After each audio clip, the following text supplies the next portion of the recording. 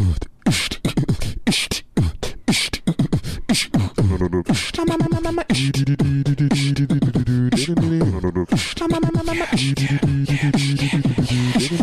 bang bang, comedy bang bang, comedy bang bang, comedy bang bang, comedy bang bang, comedy bang bang, comedy bang bang, comedy bang bang,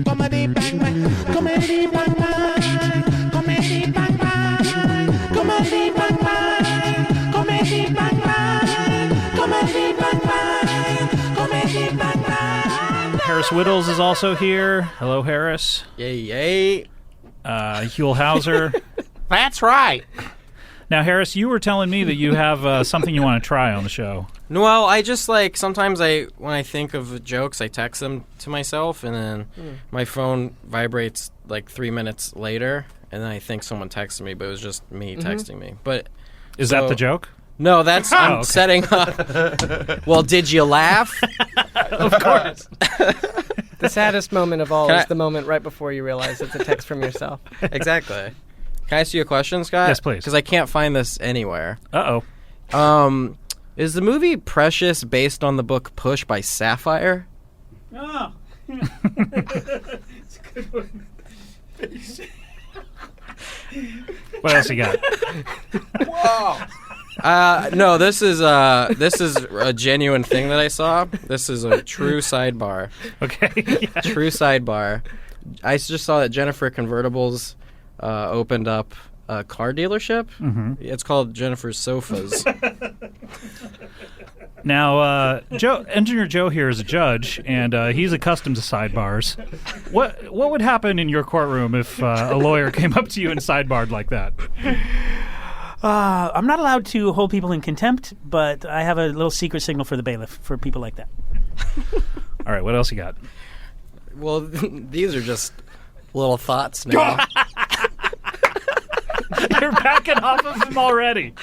These aren't even jokes. I mean, these are just thoughts that I think we should all... Okay. When someone... Okay. So when someone... If there's three people sitting the back seat of a car or something, or the three... I'm sitting in between James and Michael now, right? I don't know who James is, but go ahead. Oh, that guy left. And then Huell came and sat down. So I'm sitting in between. There's a little buddy named James that you can't see. I was confused. I thought your camera guy was named James. I forgot what he was named. Well, yeah, no, that's Louise. That's Louise. It sounds like you got a little imaginary Muppet friend. All right. So do I. So now let's get back to this premise. You're in the backseat of a car. You're next to... Say I'm in the middle, Okay. and Huell and Michael are on either side of me. Sure. And then people go, hey, that's a Huell-Michael sandwich, right? Mm-hmm. That's what they'll say. But no, because you don't identify a sandwich by its bread.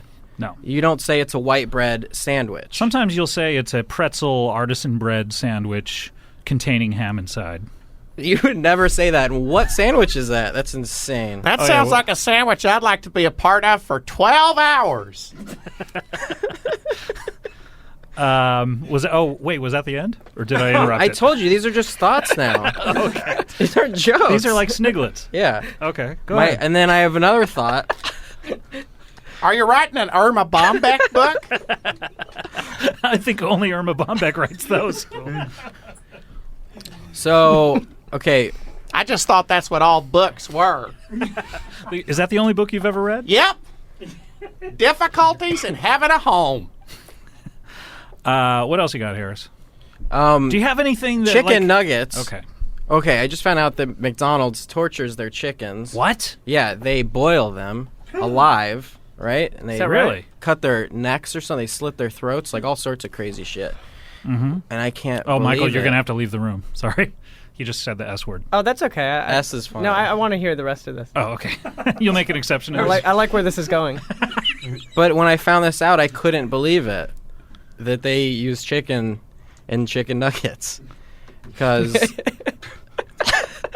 Because I've never seen part of a chicken that is shaped naturally like a boot or an oval. Oh, I have. All you have to do is go down to Sausalito. They got them running around with little boots on. Michael, what do you think about this type of humor? I think it's really... I find it really funny. I want to hear some more of this. Okay, we yeah. can I find this kind of humor real funny. We have a request for think more. I think we're in the minority. So if you want to hang after, I'll just scroll through my phone and tell you the thoughts that I text myself. Harris, go to the act. You can't leave people on this kind of a note. Go to the. What do you got in the act? Oh, you like know? my. What do you have your about Susan Boyle? All right, how about this? I don't. Okay, everyone's. I Wait, don't did have they any- boil Susan Boyle alive too? I don't trust the whole crepe craze. Okay. First of all, Tell us more. First of all, there's a crepe craze. Second of all, I don't trust it. I don't trust anything you can put ham or chocolate on. That was a joke about dangling prepositions. I think that one's going to age well.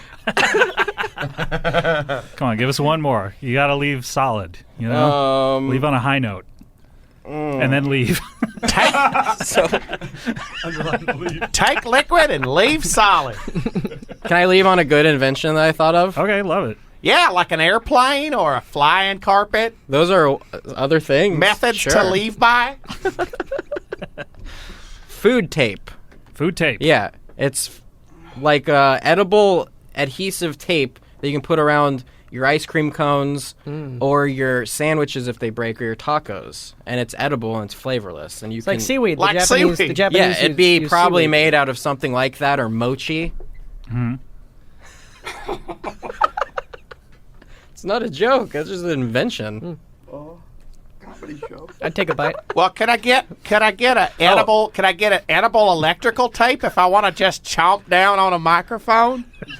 Oh, but there's a slogan too, Okay. because food breaks. Harris Wittels. You can see him on MySpace. You can hear jokes that he actually, ones that are accepted Can in you Parks and rewind? Rec. Can you rewind what we just heard and re-listen to it? Yeah, Sure, why you wouldn't have you? this podcast forever.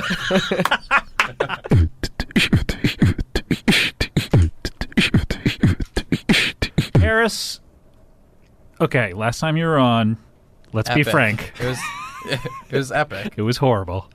You came in with nothing. You prepared zero.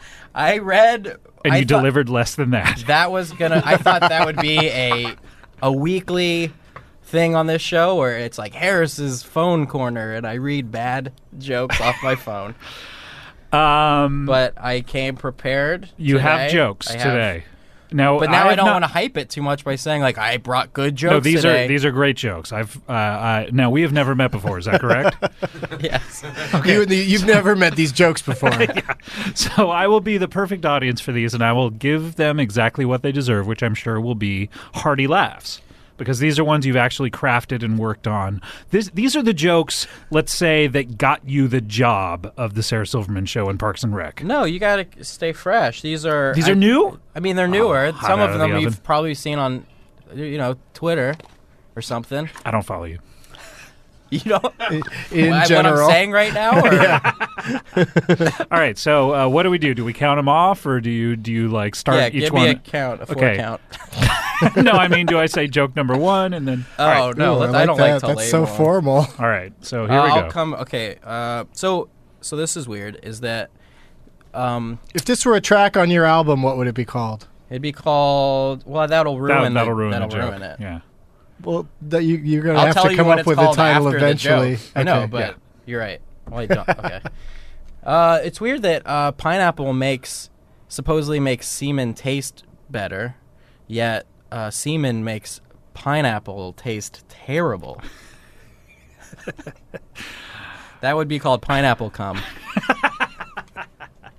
I like it. Okay, that's world You'll class. have to think of another name for it, though.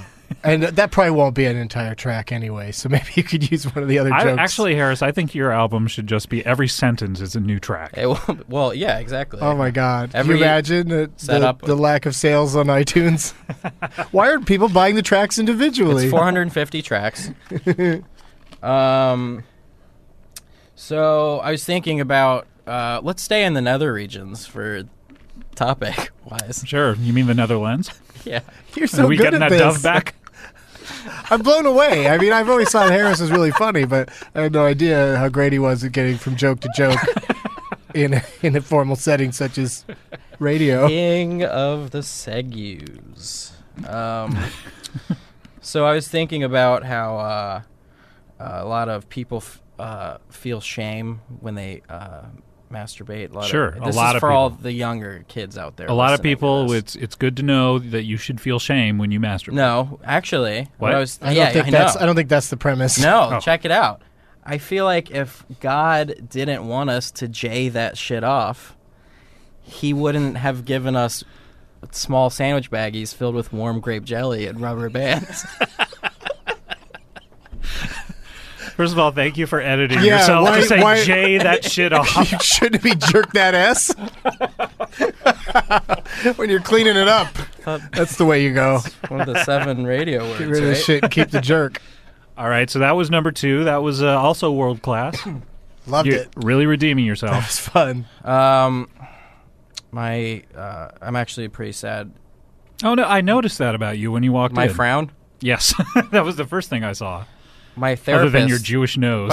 I have a fucking great. I really grew into my Jewish nose. I think you can't even tell.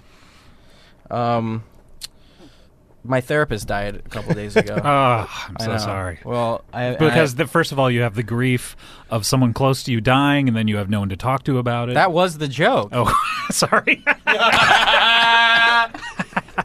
This isn't choose your own what? adventure. That's Scott. the joke? Could let's, not believe let's hear that what would, the actual joke let's hear is. it, because Well, I'm sure it's he crafted. even added to it. Oh, okay. He made it better? But the element of surprise is what the fucking joke There's- is. Well, there's no I'll pretend I wasn't listening to Scott. But then it goes into the next thing where I'd say Okay. no matter how. So, okay, I'll start over. My right. therapist died. I have no one to talk to about it. Okay. What's worse, but when I get really sad like this, I find solace and just thinking about how when I feel lonely and sad, I can take solace in that my wife probably won't be born for another 30 years. That's funny. Because you date younger people. But wait, the wife part is the punchline, right? No, it's two separate things. What was the I didn't first know punchline? I didn't know it was going to be Dissecting these? What was the first one, though, that he ruined? that my therapist died and I have no one to talk to about it. That's- I mean, that's just like you know, it's like a little like it's cute. It's a cute. It's kind of like don't sew you it on a don't you pillow. dare hold for a laugh there. Try to barrel through if No, you can. you absolutely hold for a laugh. hold for SRO. Wait, that doesn't make Standing sense. only room. only. What do you get Standing ovation is what when it is. you cross? Wait, this some is of your one of jokes those start things. like a riddle? This is literally.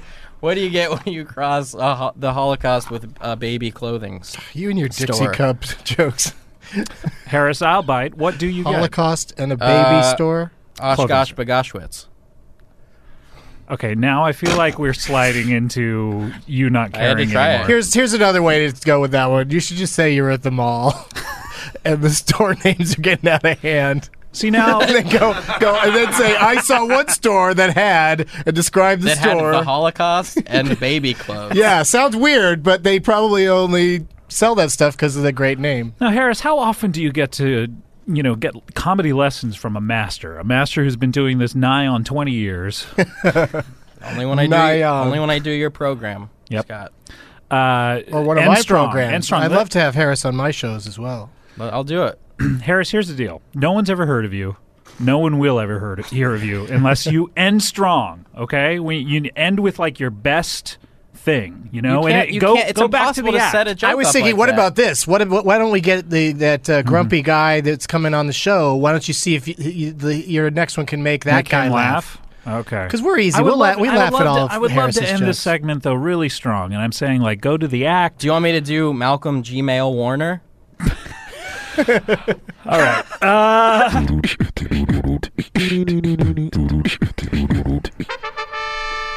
Oh, good. Scott, we didn't. Is this still on the air? Yes, we're still on the air, yes. Wait, say it anyway. Say it We anyway. didn't do Harris's phone corner.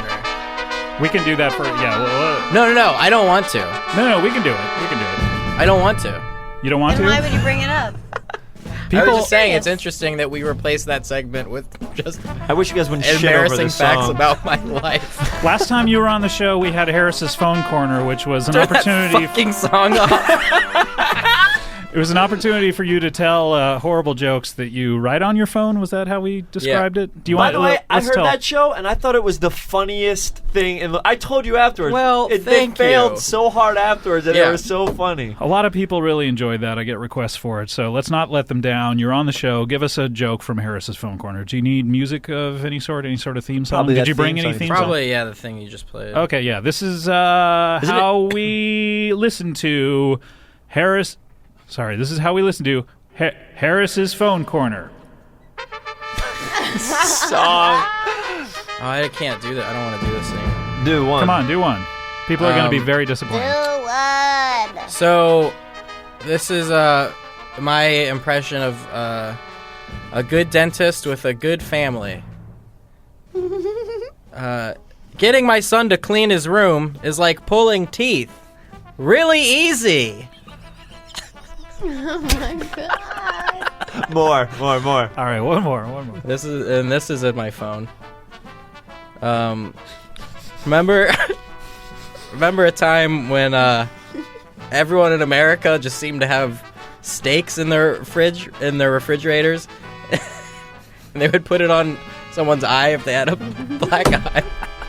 You don't see that much anymore. Oh, that's healthy. That is interesting. A lot of people getting into fights back then, and a lot of people eating steak. Do you think they were interconnected somehow? Of like steak makes you just violently angry with people? Yeah, a lot of like. Is that where your joke was going? No, that was just a thought. Okay. How about this? All right, here we go. I love this so much. I like a vagina to be nice and bald. Nothing makes my penis harder than when a girl's vagina looks like a baby's butt. I thought you were going to say like Captain Steubing from the Love Or Boat. Barbie's butt. Yeah. Yeah. A Barbie's. Well, no, I think baby is like it's because that's gross. That's weird to like crave sexually you're a right. baby's You're right. butt. I was But I thinking- could also take it back to the lab. Where is your lab, by the way? It's Is it in Burbank over by Juan? Yeah, it's the subway in Burbank over by Juan. Why don't you just skip the middleman and fuck a baby's butt? That's probably the tag. That's what you did when you were 13, right? Oh! Guys, no, Sarah's kidding about that. Remember when I was here and you said, and I said it's weird that John Travolta named his son Jet. Like, why do you name somebody after like your hobby? Or the thing you love most? The thing you love. And then what was the? My response was he should have named him Men's Assholes. It would be funny before the tragedy. Oh, man. One Wait, more, can I Harris. say a fun game that you can play with Harris? Oh, okay. Yeah. It's not my game. A writer for SNL named Mike O'Brien. I don't know if he made it up, but he's the one who showed it to me. This is great. Okay. Well, do you want to do it with Harris? Sure. Harris, pick a number between 1 and 25. I hate this. 18. Okay. Now go to the 18th name in your contacts list down and call that person and say hi. All right, let's see who it You is. don't get service We here. don't get service inside. All right. Well, let's see. But I would like to see who I would have had to call. By the way, 1, you know 2, they get 3, service in 4, airplanes 5, now, right? 6, I mean, like, you can go on the internet in know. airplanes. You It's can't. crazy. Okay. You can't hear. You can't It's even make a insane. phone call on the street. By the way, is Harris's Phone Corner ended or? Scott Aukerman. Really? Is it me? Yeah. Is that true? That's not true. I swear. Oh, my I'm A and I'm 18. Crazy. All right, call me. Go ahead. Oh, I can't. There's no fucking Yeah, service. go here. ahead and call me. Oh, here. Oh, hold on. I'm getting Oh. a call. Hello. Hello, Scott. Yeah, hello. It's Harris Harris. Littles. Whittles. Hey, Whittles. How are you, buddy? Playing a fun game. Beep, beep. Oh, hold on. I'm getting a call. sorry. Beep, beep. Hello. Hey, it's Ben. Hey, Ben. What's how are you, going man? on, man? Oh, How my are God. you? I have this total douche on the other. Who is it? Is it that fucking guy who gets his dick sucked at bar mitzvahs? Oh, the one and only. Oh, wait. I have call Hold on. waiting. I have call waiting. Here we go. Oh, Let's one second. three-way this. Hello. Okay, put on conference. I get my dick sucked at bar mitzvahs now. How did you fucking hear that? How did you fucking hear that? How did you know what we were talking about? Your shoddy 3G By the way, I'm- network. By the Hear way, everything. I'm holding my phone up to my ear for the You bit. are. I wish I had a camera on my phone. And then real quickly, Yes. people say LOL'd. I LOL'd. Oh, this is another It should phone be call. LDOL. Because you don't laugh out louded. You laughed out loud. That's true. These things are more true than funny. Run for president. Oh, That's do my it. platform. And that is how we listen to Harris's Phone Corner. That's how we Sorry. listen to. That is how we That's listen. how we Sorry, listen I thought the other thing would be great. It would be a fun game if we could call people. I wish we could. Yeah.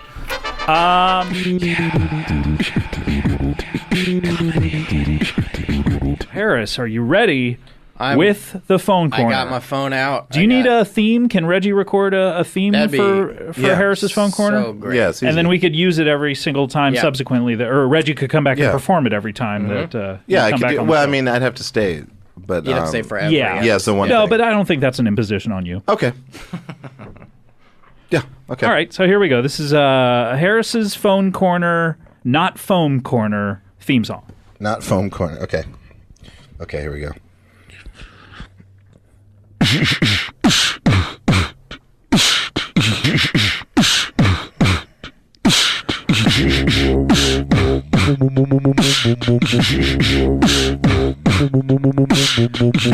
Phone corner. Phone corner. Is it Harris's phone corner? Yeah. Okay. Phone corner. Harris's Phone corner. phone corner. Harris's phone corner. Harris's. Yeah, you got what? Phone corner. Harris's phone corner. Hold on, I'm gonna do one more clean. This is it. Harris's phone corner. Yeah, come on. Harris's phone corner. What? Yo, come on. Harris's phone on the phone. Use the phone. It's a phone corner. All right, boy, that's can't gonna follow that. That's gonna make me want to bring you back. That's better. just so Reggie will play that again for us. Stop that. All right, Harris, I can't wait till he finds out what he just made a theme song for. you were prepared to do a full hour, so why don't we whittle that down though to a tight. Don't pun my last name.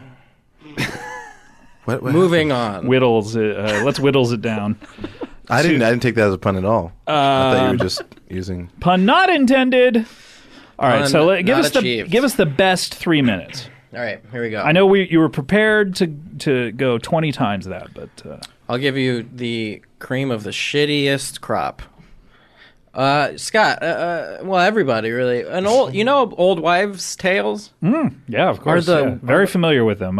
You have a Stitch in Time. Yeah, well, are the wives old or the tale? Are the old are they the tales of old wives? Or it's saying that it's a tale that was from a long time ago. Yes, exactly. Moving on. Wait, let's just be clear. That was your first joke. It's not. It's just a thought. Oh, it's an observation. Okay. That was an ob. Just call half and half one. This says Wi-Fi because Fi. Wait, maybe we should talk about the premise of Harris's phone corner, just so people aren't confused. These are jokes that They're not overboard jokes. They're observations. No, sometimes not. They're just things. They are words, though. Yes, they are all words. They're words that I've woken up in the middle of the night to put in my phone, or done while driving, or done in waiting rooms, or wherever. No, I don't like that second one. That's These are dangerous. tweeners. Okay. Done while at a stoplight, I should say. Okay, thank you. Well, that's still illegal. But go ahead. The Burbank Airport, it's called the Bob Hope Airport. It's two things I don't want to do while flying: Bob and Hope. Did I tell you I went window shopping in New York last week? You did tell me that. I Yeah, bought so a you window. don't have to. Oh. I didn't hear that part of it, I guess. It says I'm not gay, but my asshole is. Did you know I graduated college early? It was like 7 a.m. These are great time killers for the docs. Seems to me like they're not long enough to be time killers. But I have thousands. We string of them. enough together. If you're looking for a book in the self-help section and you can't find it, do you ask someone? That joke's called Shelf Help. Actually, the day may be longer because of these. I don't know. Hotel checkout is 11, but check-in is 3. So, what the fuck? Yeah. What do you think they're doing those 4 hours? I imagine they're cleaning, but it doesn't take that long to clean. So I guess just make checkout later. This says that spit doesn't smell bad unless you rub it in, which is That's a weird thing, but here, if you spit on like a flat surface, it's it not doesn't. like- It does, you there's don't no smell odor. it, yeah. And then if you rub it in, it starts to smell weird. So that's just a thought. Well, it's the enzymes naturally occurring in the solution. That was my hunch. Okay. Didn't want to investigate it though. Just wanted to write that down. If I investigate it, investigation is the enemy of comedy. Of Harris's phone call. Yeah, there's that Harris- saying, investigation killed the joke. Yeah, exactly. That old trope. That old That saw. old wives' tale. Those wives are old, and they Old wives' tropes. All right, Harris's phone corner. It seems to me Winding like down? we have about 30 more seconds left on it. Let's get to the meat. Let's get to the really great ones. What's Bill Cosby's stance on Jell-O shots? Conflicted? Probably. I mean, he's selling more Jell-O, but alcoholism on the rise in the black community. What are you gonna do? Wait, who was that? Was that Bill Cosby? Hey, what are you gonna do? Bill Cosby, 1967. You went it with 67 Cosby. What are you gonna do? Hey, I spy? Sure, I'll do it. What are you gonna do? Not do it? Robert Culp? Yeah, I'll do it. Ghost dead. Ghost dead. It goes dead. I know this is 17 years after I sounded like this, but Ghost dead. I'll do it. Leonard, how many parts is it? 6? I'll do it. All right, winding down. All right, is this the last one? This might be the last. Finish strong.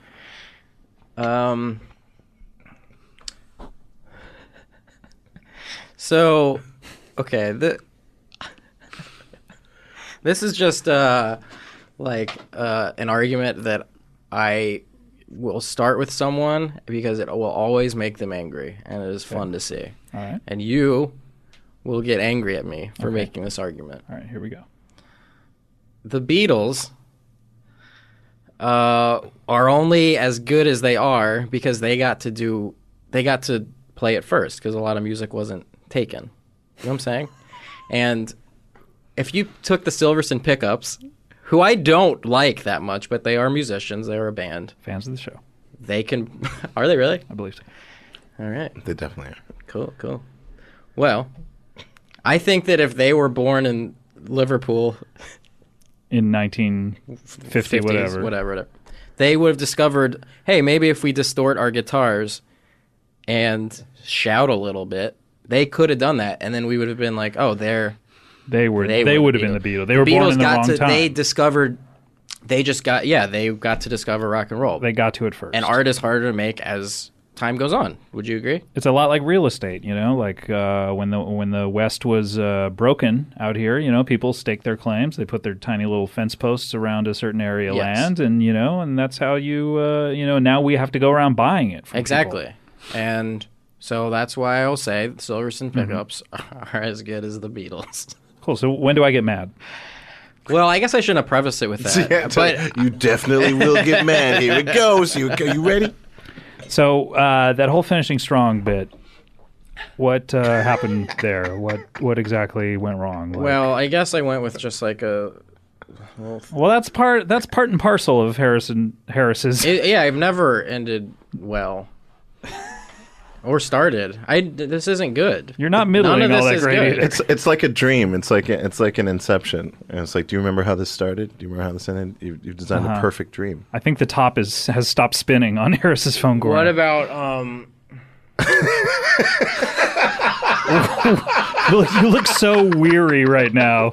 Well, phone corners made me sad. I just started thinking about my life and how it's gone wrong. It's made you more impotent. Yeah, exactly. Phone corners. Yeah, I'll fucking all day. All right, do we have a closing theme for this, Reggie? Yeah. I have to say one thing at the end. What about a donut hole store called Whole Foods? Fuck, I don't never no stop. Whole Foods. Whole Foods? No. Yes, Whole Foods. What about a Swedish donut hole store called Rolf Foods? I'll take it if it ends as. All right, let's hear that closing theme. What about a grocery store on a golf course? Just called Whole Foods? Yeah, Tommy, have you ever thought about having a grocery store out there on the course? Boy, that's a great idea. Thank you. We call it Whole Foods. Thank you. That'd be great. hole in the dog food. Yeah, exactly. Well, I You think just you're call it losing plop the foods. Plop foods. Did you hear the plop? Did you hear the plop? I would Another never sale. I would never shop at a Plop. Thank you, Plop guys. foods. Thank you guys so much for that idea. Yeah, no problem. Plop, All right, plop. Thank you, Doug. let's hear that theme. Okay, the closing theme. No, that's not it. Here we go.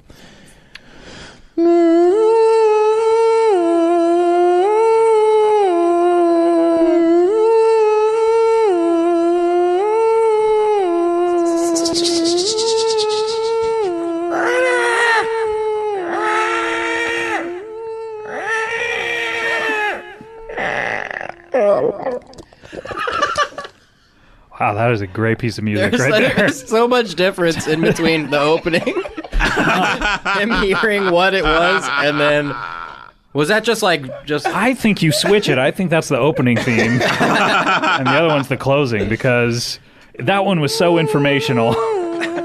Tells you everything you need to know about Harris's Phone Corner. it's a chilling place. Because this is pretty standard phone music. Yeah, You hear this all the time. every time I call someone.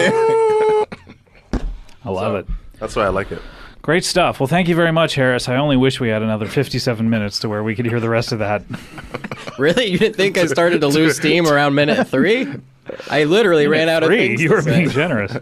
Yeah, comedy bang bang, comedy bang bang, bang bang, comedy bang bang. He is a writer for Parks and Recreation, which is a show on NBC with Amy Poehler. He was a writer for the Sarah Silverman program, which was a TV show on Comedy Central. He is also a stand-up comedian. He does other things, but he is most known for a little section of the show that we like to call Harris's Phone Corner. Let me introduce to you comedian Harris Wittels. Welcome, Harris. Thanks for having me back, Scott. You're clapping for yourself. That is. Oh, really... come on. Don't throw me under the clap bus. That was not me. That was not me. Harris, welcome to the show. It's great to see you. Let me explain a little bit of what happened. Now, you've been on the show a few times, and you have something you call Harris's Phone Corner. Explain what this is. I just like to record any thoughts or jokes or sniglets into my phone and the notes. Are you allowed to call them sniglets? I can do whatever the fuck I want. It's your phone. It's my phone. It's my podcast. Wait a minute. So, yeah, and I just come here and I read them, and then you guys just shit on me. And it's a very form popular of segment. Sadism. And what happened last time was you were here maybe a month ago or so, and you were going to be doing what you're going to be doing today, which is Harris's Phone Corner for the entire hour. Yeah. We're just going to go through, we're going to breeze through them. You're going to open up your phone and just run through joke by joke. Yeah. We should get about 60 or maybe 50 to 60. Somewhere in that range. Yeah, sounds good. But I got robbed last time. You got robbed last time because the person who does our theme song, Reggie Watts, decided to stick around, and it just totally usurped your entire episode. Yeah. So that is not going to happen today. We are going to get to Harris's Phone Corner. But before we do, I do want to just go through your career a little bit to cement you in the mind of the new listener. You are a comedian who's also a writer and a performer? Yeah, as you've said like 3 times already in the first 2 minutes of the episode. I am. I am those things. Yeah. What do you want to know? Well, what is your life like? How do you wake up in the morning? Well, during the hiatus from Parks that I've been on? No, just any day. I'd say I wake up with a hearty yawn. And, wait, do you mean a hard-on? Yeah, I wake up with Ed Hardy on. Ed Hardy pajamas? Yeah. Footy. Ed Hardy footy pajamas. And so I wake up with a big boner in my Ed Hardy footies. All right, well, that's great to... And then I roll over and go back to sleep. Hello. Yeah. But that's about it. And what have you been working on lately? You obviously Parks and Rec is coming back. It just came back on Thursday. Yeah. But you are done with it now? Well, we wrote and shot all the episodes in advance, so I'm off for like 6 months. So wait a minute. How is Leslie Knope going to address Who? Just kidding. If, say, something happens in the news, like 9/11, another 9/11 happens. Right. We predicted everything pretty much. So, I mean, so far pretty accurate. Okay. Yeah, the first episode was wildly accurate, I have to say. Right. Prescient. Yeah. We shot it like 7 months ago. It was all about the Arizona shooting. So Leslie gets involved on a street level. Yeah, so we've been pretty lucky, I guess. I mean, not lucky, because who wants that to have happened? Yeah, who wants that kind of luck? But in terms been, of ratings and timeliness, perfect for us. So you've shot all of them, and now you're not working? Right. You're on hiatus. I'm on hiatus, yeah. Okay, and what are you doing during your hiatus? I've been doing exactly 3 things. Mm-hmm. The first is I started a gym called... a gymnasium? A gymnasium. It's Bally Partial Fitness. Okay. So that's one thing. Wait, you're not going to go into that at all? You're just going to leave that hanging? Well, it's pretty self-explanatory. It's for I'd people love who to don't... hear a little bit about it. If you don't want to get too jacked... Who does? Yeah. Then, go to a Bally Partial Fitness. It's just a ball. It's a big room. A medicine ball? A medicine ball, yeah. Wow. And people take turns throwing it around? Yeah. Well, yeah, they can't all throw it at once. Well, I guess they could. That'd be kind of interesting. That'd be partial What fitness. if everyone got their hands on the ball at the same time, picked it up, and then all heaved it? Yeah, that would I wonder if 12 people were all throwing a ball. Could they throw it farther than one person throwing that same ball? Yeah. You wouldn't think it, but yeah. 12 times as far? Yeah, absolutely. Wow. It's precisely 12. It's pretty crazy. Then why don't people who play football, why don't you have 12 quarterbacks? Then it seems like you could do long bombs every single... Right. Well, I don't know. I'm not much of a sports guy, but Why'd you open a gym? I'm not into... You don't have to be in a sports to want to look... To want to make money. Kind of tone. Oh, so you were the first client. I'm the only client. Where are these other 11 people throwing the balls? Scott, I bought a medicine ball. It's in my garage. Okay. That's basically what it is. That's what we're getting down to. So that's the first thing. And a very expensive computer system with a card swiping ID recognition. Right. So that was a waste. All right. Well, what's the second thing you're up to on your hiatus? I've been doing second of 3. The ad campaigns for Romeo and Juliet. Just making sure there's enough jokes on the billboards. Okay, good. So far, I think we squeezed half of a joke per billboard. Well, no, 3 or 4 in one sentence. It's pretty. Really? Well, just Which the one? title alone. Is Romeo. Okay, so you count that as one? That's one. The other. Can you really take credit for that? Yeah, I did it. Oh, okay. So yeah, and then the tagline is a little adventure goes a long way. So you have little adventure like gnomes are little, and then you have a lawn like a lawn gnome. Sure, a long way. So that's 3 just alone. A little adventure goes a long way. Lawn. What's this? Lawn. A long way. Yes. Lawn. L-A. Long way. No. L-O-N-G. Well, it's a play on that, sure, but it's actually lawn. What are you saying? Lawn. A long way. Adventure goes a long way. So Olivia Venture. Olivia What do you think it is? Olivia Venture goes a long way. It's all about a girl named Olivia Venture. Actually, that's what it was who takes originally. a journey through the Ozarks. Right. Well, but I thought that was too on the nose because that's what the story is basically. I was like, let's have fun with it. All right. So you did that. So that's 2 jokes. 2 things that I'm doing, not jokes. No, but 2 jokes on the poster. Oh, okay. Well, the third is the name of the movie. No, you got the name of the movie, and then you got a little adventure goes along. Oh wait, so you're cutting the one sentence into 2 different separate jokes? I crammed 2 jokes into that one sentence. A little adventure. That's one. Little you gnome, count that that's as one joke. Boy. Lawn way. All right. Second joke in that sentence. All right. Well, congratulations on that. All right. So the third thing you have going of 3 of 3. Started a 4 non-blondes cover band. It's called One Non-Blonde. That's me and my guitar. And we do What's Up. Now you're not counting your guitar as a non-blonde? Well, it's or blonde. your guitar is blonde. It is. Oh, okay. Sorry. And I also have a beer on stage, but that's a blonde too. Okay. So I can't count that either. Sure. And I have a golden lap. Wow, this is tough. This is tough. You just seem to surround yourself with blondes. It should be called 1 non-blonde and 3 blondes, but that's bulky. And if we've learned anything from my ad campaigns for Romeo and Juliet, succinct. So I've been doing that. What kind of songs do you play? Well, just the one. 25 years and my life is still trying to get up that great big hill of hope, oh, destination. And so I wake in the morning and I step outside and I take a deep breath and I get real high and I scream at the top of my lungs, what's going on? Are we clipping? Doug, are we clipping? What does your guitar do while you do that? It's actually, I have to put strings in that. Yeah. But you got to get some sort of reminder. Yeah. I write it on. You could tie a string around your finger maybe, and then take that string off and put it on your guitar. Can I tell a true that 5 story? days I in a know row. we're having fun. Okay. I was playing a show with my band in high school. Okay. Which And band is this? This was, we were called Pralines and Dick. It was a jam band, and it was I swear this is true, but it was a play on that Wayne's World joke. Not a play on it, just was it. And I love to hear your plays and your takes on humor.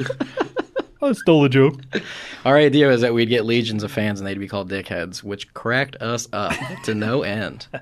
But our guitarist was playing and the string broke and went through his finger. The metal string just went through the front of his forefinger. It was crazy. And he kept playing, and then after the song, he's like, the string's in my hand. Oh, my Lord. Like, oh, my God. But, so great watch story. Out. I don't know. He died. Oh, really? Heroin overdose. Not the drug, like heroines from fiction. You read too many books. Too many books and forgot to feed himself. Emily Bronte. Yeah. All right. Good stuff. Thanks. So that's the third of 3? That's everything that I've been doing for real. Okay, so we can move on now to Harris's Phone Corner? Sure. Foam corner or phone corner? Now, we talked about this last time. You do have Harris's Foam Corner, which is a big party that you have in a room where you spray foam on everyone. Yeah. Everyone stands in their respective corners. It's almost like the skating game where everyone gets in a corner and they throw the dice, the big, tumbly felt dice. Yeah. Yeah. So, everyone has to get in a corner. So, really only 4 people can attend. But this is not that. This is the phone corner. Yes. And we're going to do this for a long time, practically the What'd you entire say? hour. A long time? What's this? What did you say? Wait, what is that? What is that? Oh, I think that's a big truck. That's Big the big rig. Wait. Shh. Truck. Okay.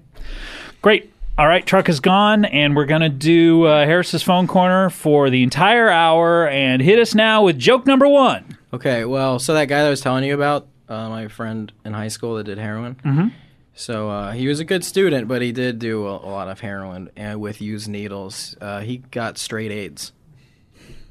Okay. We barely got into it. Let's hear a little bit of Harris's Phone Corner. Do you need any kind of theme music for this? Yeah, well, just like, y'all ready for this? Dun, dun, what dun. was the theme music that we had last time? Reggie did a song. Oh, okay, let's play that. Okay, and here we go with Reggie's theme now. Harrison's Phone Corner. Yeah, come on. Harrison's Phone Corner. What? Yo, come on. Harrison's phone on the phone. Use a phone. It's a phone corner. All right, yeah. So Harris's Phone Corner. I'm hyped. We're all set for it. So hyped up. what do All you right. got for us? Well, this is just true. So this falls under the category of true things? Yeah. Not Phone Corner things? Or this is in the Phone No, Corner? this is all under the umbrella of Phone Corner. Okay, so we're in the world of Phone Corner. But like truth and comedy. Right, Del Close. Yeah, Del Taco. Kim Howard Johnson. So the other things you do are not true. This falls under true. I guess they're all true. I'll tell you before each one if it's true. Yeah, if we could do a true or false meter Yeah, before for each sure, joke. for sure. Okay, so this one, though, high on the truth meter. Yeah. Okay. It's my uncle had a store that he sold drums and sofas in. In which he sold drums and Well, I sofas? want to put this together in my head. I'm going to leave that preposition dangling. But yeah, he sold in which drums and sofas. Yeah, he charged people percussion. What's the joke? Wait. All right. Is it still going?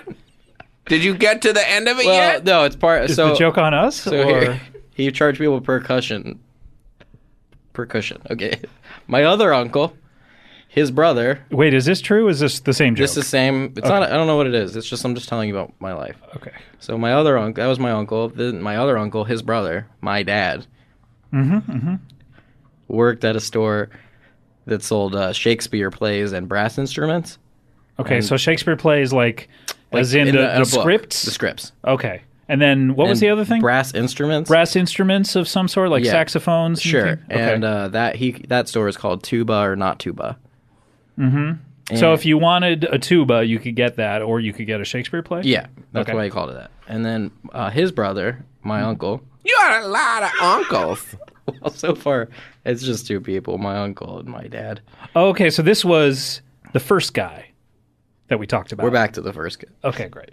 He took a cue from my dad from Tuba or Not Tuba. Mm-hmm. Did the first business fail? Or? Oh, these all failed on the first day. Oh, okay. So they pretty much opened. Yeah. They turned around the sign from closed to open, and then they just turned it 360 right back to closed. Very illogically musical family. But his family loves music, and that's maybe where he got it from. And that's what's important. We all used to sit around and just listen to my dad play tuba. The tuba was the original rhythm section. Didn't. It seems like your dad was maybe taking too many tubas home, and this is why his business failed. He brought his work home with him, sure. Mm-hmm. So Tuba or Not Tuba, and then they opened together a sushi restaurant called Tuna or Not Tuna. And that really doesn't make any sense unless you knew it was affiliated. Yeah, a lot of people didn't know that, and it just tanked even within the first hour. Wait, is tanked the joke because tuna comes from a fish tank? Yeah, that's what it said on the marquee. Marquee? Yeah, this had a marquee. That's part of the problem. You took over a Shakey's, I'm sure. We took over. It is a movie theater. It was an AMC 30. Okay. They're not equipped to have a kitchen there, a full kitchen. All they can really do is microwave hot dogs there. Well, that's where they would cook the sushi. Problem number one. You're cooking the sushi. Yeah. Number two.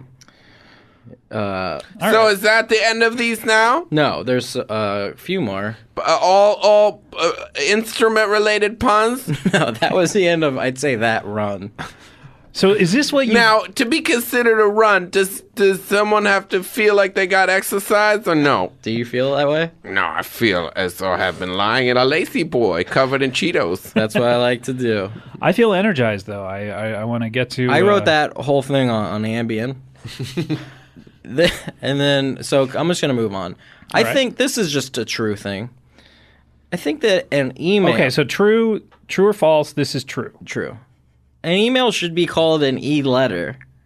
Just because you say, I just got an email, but you wouldn't say, I just got a mail. You sound stupid. I got to go read a mail. I have to go read an email. I have to go read it. You could say, I got to go read a snail mail. No, I don't think so. Why are you wasting this on the radio? This is gold for the stage. Well, this is like what they would bring back vaudeville for. This is like if Jerry Seinfeld farted out vomit. We can't say for sure that he doesn't. So, well, that's just true. Okay, that's true. Okay, great. Well, let's get to some false ones. Okay, I treated myself to a marathon jerk sesh last night. Oh. Not what it sounds like. I watched the jerk twice while masturbating. Okay. That was pretty good. So that was false, though. That you did not do that, or you did? That was false. What was the point where you came? I came where on my body or where at what point in the movie? I want to know what point in the movie you decided to finish the shooting of the paint cans and stuff, and then where on your body? On your temtem? On what I like to call my paint cans. Oh, on your paint cans. Yeah. Okay. You know what I mean. Yeah, your man boobs? Yeah. Yeah. Left one's called Sherman, right one's called Williams. I've had sex with Fabrice before. Yeah. Okay. That should actually You should have brought that up at the beginning of this. I stuffed it in them soft. I had to use the ton depressor to get it up in there. Yep. Putting the old sleeping bag back in the case. All right, so what do we got now? This is true, false, where do we lie? Somewhere in between? True. This is true. And false. Whoa! Have you ever jerked off to Steve Martin's book about art? I've used it as a cum rag. I was the craft services coordinator on that book. What? While he was writing it? Keep going with your jokes. Okay, here we go. My friend is trying to be he can't read, and he's. I'm so sorry. Yeah, he's trying to be a DJ though. And I guess if you couldn't read, that would be not a bad profession to get into. I can't read. Craft service would be the other. Right. I know how to read. I just choose not to. Oh, okay. That's tight. That's tight. Like, oh, so many assholes. But his DJ name is JD Dyslexic. Mm-hmm. And did he spell that? What? Why is the dyslexic spelled wrong? It is. Oh, okay. Well, I guess you're right. Because he takes the X if out. If it were JD Dyslexic, it would be like JD Exel D. It should be JD Exel this. I'm going to text him now. Yeah. He's not going to read it. He better actually pick up the phone. I'm texting a picture of what... I'm taking a picture, which is hard to do, of JD. Like a Rebus? Yeah. Okay. I was the craft service coordinator on Reba. Really? Tell us a little bit about her. I brought McRib. I brought McRibs, the sandwich. And on the set, and I called it the McReba McIntyre. Did she love that? She loved it because both of them are red and look like they have bones in it, but don't. Whoa! Wow! Who knew? Who knew? All right, Harris. It looks like we have time for one last joke for Harris's phone corner. I know we were going to go the whole 60 minutes, but we got to wrap it up. Nah, let's keep going. Well, can I say one more true thing and then one more joke thing? Okay, true thing, then a joke thing, and then we'll take a break. My true thing is that you can't buy alcohol or like drink in bars from like 2 a.m. to like 10 a.m. or whatever. 6 a.m. 6 a.m. Yeah. But it's the opposite. That's in California. But pretty much everywhere. That's like, I'm from Texas, and that's pretty much the. Well, Las Vegas, you can do it 24 hours a day. I believe in New York it goes to 4. Right. Okay. 4 a.m. Except for Vegas and New York. Okay. Jesus Christ. And you can drink any time of the day in your own private residence. Mm-hmm.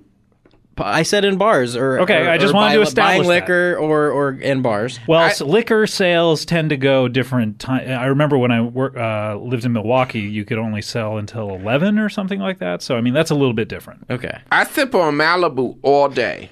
Right. Just Malibu. Just sip dark rum. Just sip on Malibu dark rum in one of those, coffee travel cups with the big bendy straws. Yeah. Yeah. Cool. Mm-hmm. Keeps me fun. But sad also. All right, so we've gotten past the true thing. So now did you complete the thought? I just said one. He set it up and then I took it over. There's no I think that's why this goes so awry confusing? so often is because it really gets derailed. But okay, so you can drink in the vicinity of those times, right? Yes, 2 to 6 in most states. You cannot drink at My all. whole point is that that's the opposite of what it should be because there's like no cars on the road. Then that it should be you can only drink from 2 to 6 a.m. in bars. And then just so people with families and shit are at home, safe, and then the world is just overrun by fuck ups and drunks. So then at 6 a.m. when they're done drinking, they get all good and drunk, and they get in their cars. They can smash those cars into the young families who are going off to start their days. Yeah, we should rethink this. All right, maybe 2 to 5. 5 Oh, a.m.? okay. So that 2 gives a.m. everybody to 5 an a.m. hour. Yeah. An hour of drunk driving before regular people get on the road. And if you're driving more than an hour away from your house, really, I mean, what's the point? You should just stay at your house. Exactly. Yeah. Exactly. Okay. Okay. Good stuff. So also, and then I'll go out on. And then one more truth in comedy, one more joke in comedy. Well, that was the truth in comedy. This is the joke in comedy. Okay. Shouldn't Planned Parenthood be called Unplanned Parenthood? Scott, take it away. What do you think? And then we're going to go around. Doug, what do you think? And Fabrice, what do you think about that? Well, I'm sure they thought of that when they were thinking of the name, but I think what they wanted to imply was that parenthood of any sort, once it occurs, once the miracle of life, and a man does what a man will do with a seed, which is plant it. Once that happens, then you can then start to plan out exactly what will happen with the parenthood. Fabrice? Well, here's the thing, okay? Because I was born I was born inside of a garbage can. Okay. I suspected that about you. You were left in a garbage can, or you were born No, inside? I was born inside of a garbage can. Okay. Is that your slang for your mother's vagina, or it's just... How dare you? I'm so sorry. How dare you know about my past? Oh, so he's right. Yeah. My father was Oscar the Grouch. Really? Yep. Is this true? Yeah. I wondered about the And my green mom tint is to your Patti skin. LaBelle.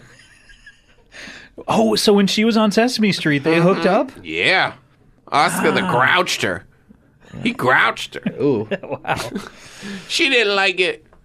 But then she went to Planned Parenthood, and they said, it's too late. You got to do this. So then she went and had you in a trash can. Well, Yeah. what a lot of people don't know is if you have sex with a Muppet and you get pregnant, it doesn't have the normal 9-month gestation period. It's about 24 hours. Yeah. Whoa. Yeah. That's a quick turnaround. Quick. It's quick. It's great. It's great. Bernie Brillstein was the doctor. And a lot of people don't remember he founded Jim Henson and the Muppets, so of course he would take on medical duties in that situation. And so that was my mom and dad, and that's where I was born. And I praise the Lord every day that Oscar the Grouch raped Patti LaBelle. Wait a minute. So it was a rape? And, you know, cum si, cum sa. You know? All right. Well, I think that answers your question, Harris. Absolutely. All right. Great. Well, let's go to a break. That was Harris's phone corner. Harris, a lot of people know you from the show because you're on a lot and you have a very popular segment on the show. And you do it every time you're here. And Natasha, have you heard Harris's segment before? No. What is it? Okay. Well, it's called Harris's Phone Corner. Foam corner. Phone Corner. Oh. All right. We've talked about this before, Harris. The foam corner is something totally different. Yeah, that's a corner. That's like a foam party.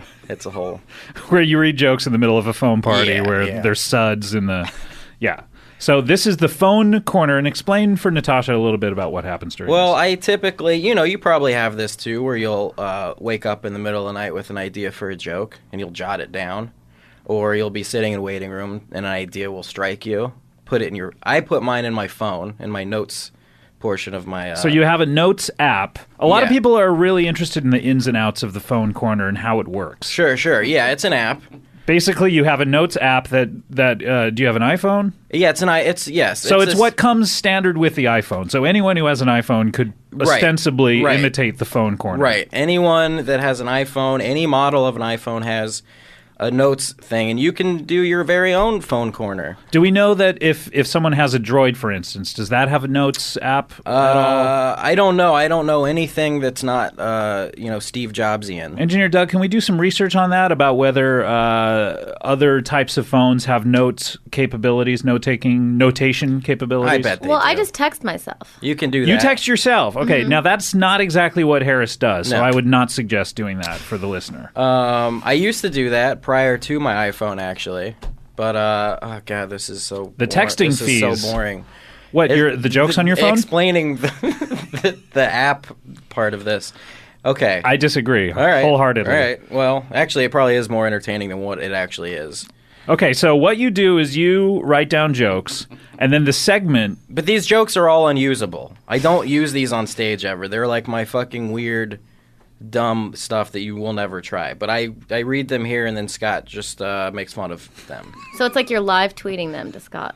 Yeah, right. And whoever listens to this. Right. Whosoever listens to this podcast. Yes. Believeth in Harris. Right. All right, here we go. So are you ready to do the phone corner? Well, okay. And Natasha, I want you to chime in on these. I just have a question as to why he thought it was called Foam Corner. Well, there's a lengthy debate about what it's called. Okay. Over the past few episodes. All right, so Natasha, are I you like ready? Foam Corner. You prefer Foam Corner. Yeah. Back to Foam Corner then. Okay. Harris and do we have a theme song for this? Okay, so let's first of all, before we do this, let's hear the theme song. Okay, are we ready? Sure. All right, here we go. Harrison's phone corner. Yeah, come on, Harrison's phone corner. What? Yo, come on, Harrison's phone on the phone. Use a phone. It's a phone corner. All right, so great. Phone corner theme. Now, Natasha, are you ready? I'm ready. Okay, Harris, are you ready? I was. Yes. You were born ready. You were about to say? No, because I wasn't. That would have been a lie. I had no cognitive ability. I was a child. I was a baby. All right, here we go. I've been ready since I was 3. So, how do we do this again? Do we count them off, or? Here's what happens. All right, listen. Actually, I'm gonna flip the script today, Scott. Whoa. Hot sauce. Anyone can come in here. Anyone that's me can just come in here and just rattle off some fucking brilliant jokes. Like, just an example. I bought a backpack at a store yesterday, and the woman at the register asked if I wanted a bag for it, and I said, "Lady, that's what it is." So anyone can just say that. You know. So wait, that does not count as one of the phone corner jokes? He was reading off his phone. Anyone can just point out that it's silly that when you're in a cold car and you want heat, cold air comes out of that thing first. It makes you colder. They got to fix that. Anyone can point out that. I think you're right. So I'm here to show today that I'm also, you have a lot of characters on this show. A lot of people come in, they got characters, and I love that part of this show. Mm-hmm. And people probably don't know that I also do that. Wait a minute. Are you saying that you're about to abandon the foam corner? I'm saying I'm calling an audible, and I'm going to unveil my new creation. This is, and if I may coin a phrase, a game changer. Yeah, that's a great way to put it. It's changing the game. Yeah, it's not bad, right? Yeah. I don't know. So, okay, so you're going to try a character. Yeah, with the expertise of a Domian or a Daly. Okay, John or Andy. All right, so this is a first for Harris's appearances on the show. And then, if people want the phone corner after this, I understand. Tell them to write in. And maybe we could put up a vote on should Harris the blog. stick to characters or go back to the phone corner? I think we'll get a pretty good idea. All right. Oh, we should put a neither option in there. Right, and then I just never come back. Yeah. Okay, we'll make sure we put a neither. I know a couple people want that. Walt from the Earwolf comment section. All right, so here we go. Harris Wittels debuting a character. Is there anything we need to know about this character before we begin? This is Jack, and he works at a lumber store. Jack from the lumber yard. I don't know. Okay, and how do we get into this? Do you just start talking, or okay? Creak, slam. That was the door. Oh, that wasn't you talking. I was going to say it's a very weird thing for Jack, though, from the lumberyard to... Creek slam. Hey. Sit. Hey, Creek slam, sit. Hello. Hi. My name is Jack. Work at a lumberyard. Hi, Jack. Thanks for having me here. Hi, it's great to meet you. Thank you so much for coming to the show. So, because we have an open door policy here, Natasha, you've heard about it. We let anyone come in who wants to come in if they can find the Earwolf Studios. We just let anyone come in and we talk to them. So let's find out a little bit about Jack, who you say you work at a lumber yard? I do. All right. So Jack, it's kind of interesting. Your name is Jack, and you work at a lumber yard. It's almost like you're a lumberjack. Never thought about that. Actually, my father's name was Carl, and it's actually called Carl's Lumber. Okay. Natasha, any questions? So is a lumber yard, are you working out in nature, or are you like working at Home Depot? It's my own store. Where is it? It's in Van Nuys. Do you have a girlfriend? I have a wife, Marjorie, She's the love of my life. What does she do? She works there too. It's fascinating. Okay. It's just nice to meet someone in Hollywood who does something. Who's just kind of normal. Yeah. Yeah. How much money do you make every year? Well, that's a little personal, but I make a comfortable living. Okay. Huh. All right, well, let's dig deeper. How would you describe Marjorie's pussy? I don't know if that's appropriate. It was just a callback from earlier. Yeah, it's just... I wasn't here. Oh, right. I forgot about that. All right, well, let's find out a little bit about your psychology. Why did you become a lumberman? Well, as I said, my father, Carl, it was his business, and then I took it over. Oh, boy. You should call it Jack's Lumber. It's funny. All right, well, this is... I don't know. Natasha, what do you think about this guy? Well, I'm just interested to get a little deeper. Okay, yeah. Let's pry. Let's probe. Time out. Oh, okay. So we're back to Harris. It's Harris again. Okay. How's it going? I'm really going for like the subtle thing. It's maybe a bit too subtle, a little dry. Most of the characters who come in here have kind of a skewed point of view, which we exploit. Oh. Your character seems a little too normal. I was playing it very naturalistic, I think. I think we got that, Natasha. Yeah, he seemed pretty natural. Yeah. Is there anything you could do to jazz it up? Put some biodigital jazz in there? Maybe give him an accent. Yeah, that would be great. You want to try that? Okay. So time back in? Time in. Okay. Creak, slam, sit. Right. Hi, Jack. Great to see you again. Thanks for dropping by. Thanks. Okay, this is a little better. So how's life at the lumberyard lately? It's good. Do Natasha?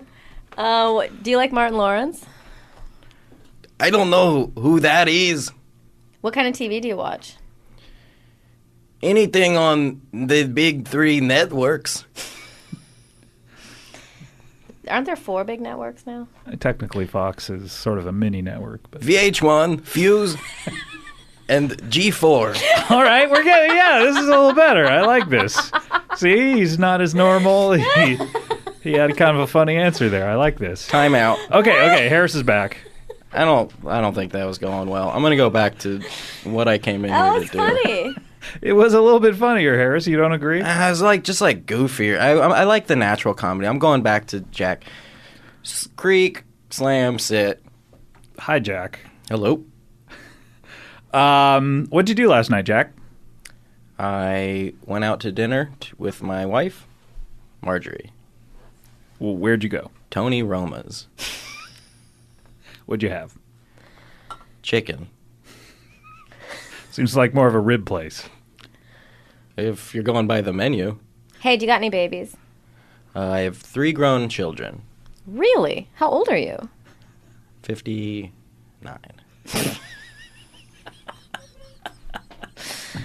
Good answer. All right. How old is Marjorie? 57. Okay. How long have you been married? 30 years. Since you were... 27.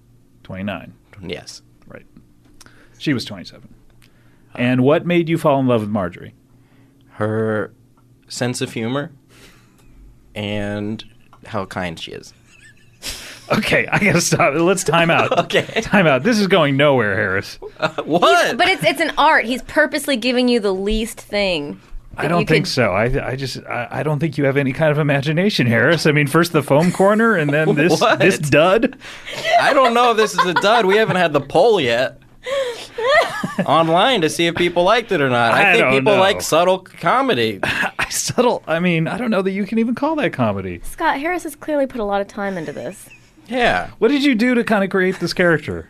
He opened his mouth. And my brain and my heart. I don't kind know. of just like took in. It's an amalgamation of like a bunch of different people. You that know a I've lumberjack? known. No. You know someone named Carl or No, Jack? No.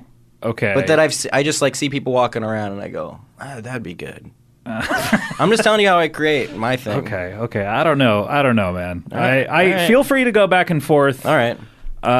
From Jack to Harris throughout the show, but I for one am not digging it. But we'll put the poll up. We'll put the poll up. Should Harris just do foam corner or stick to the character? Stick to the character or never be on the show again.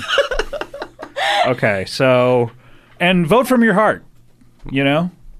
Yeah. Whatever you truly feel, we want to know. It's not going to hurt your feelings, right? It absolutely will.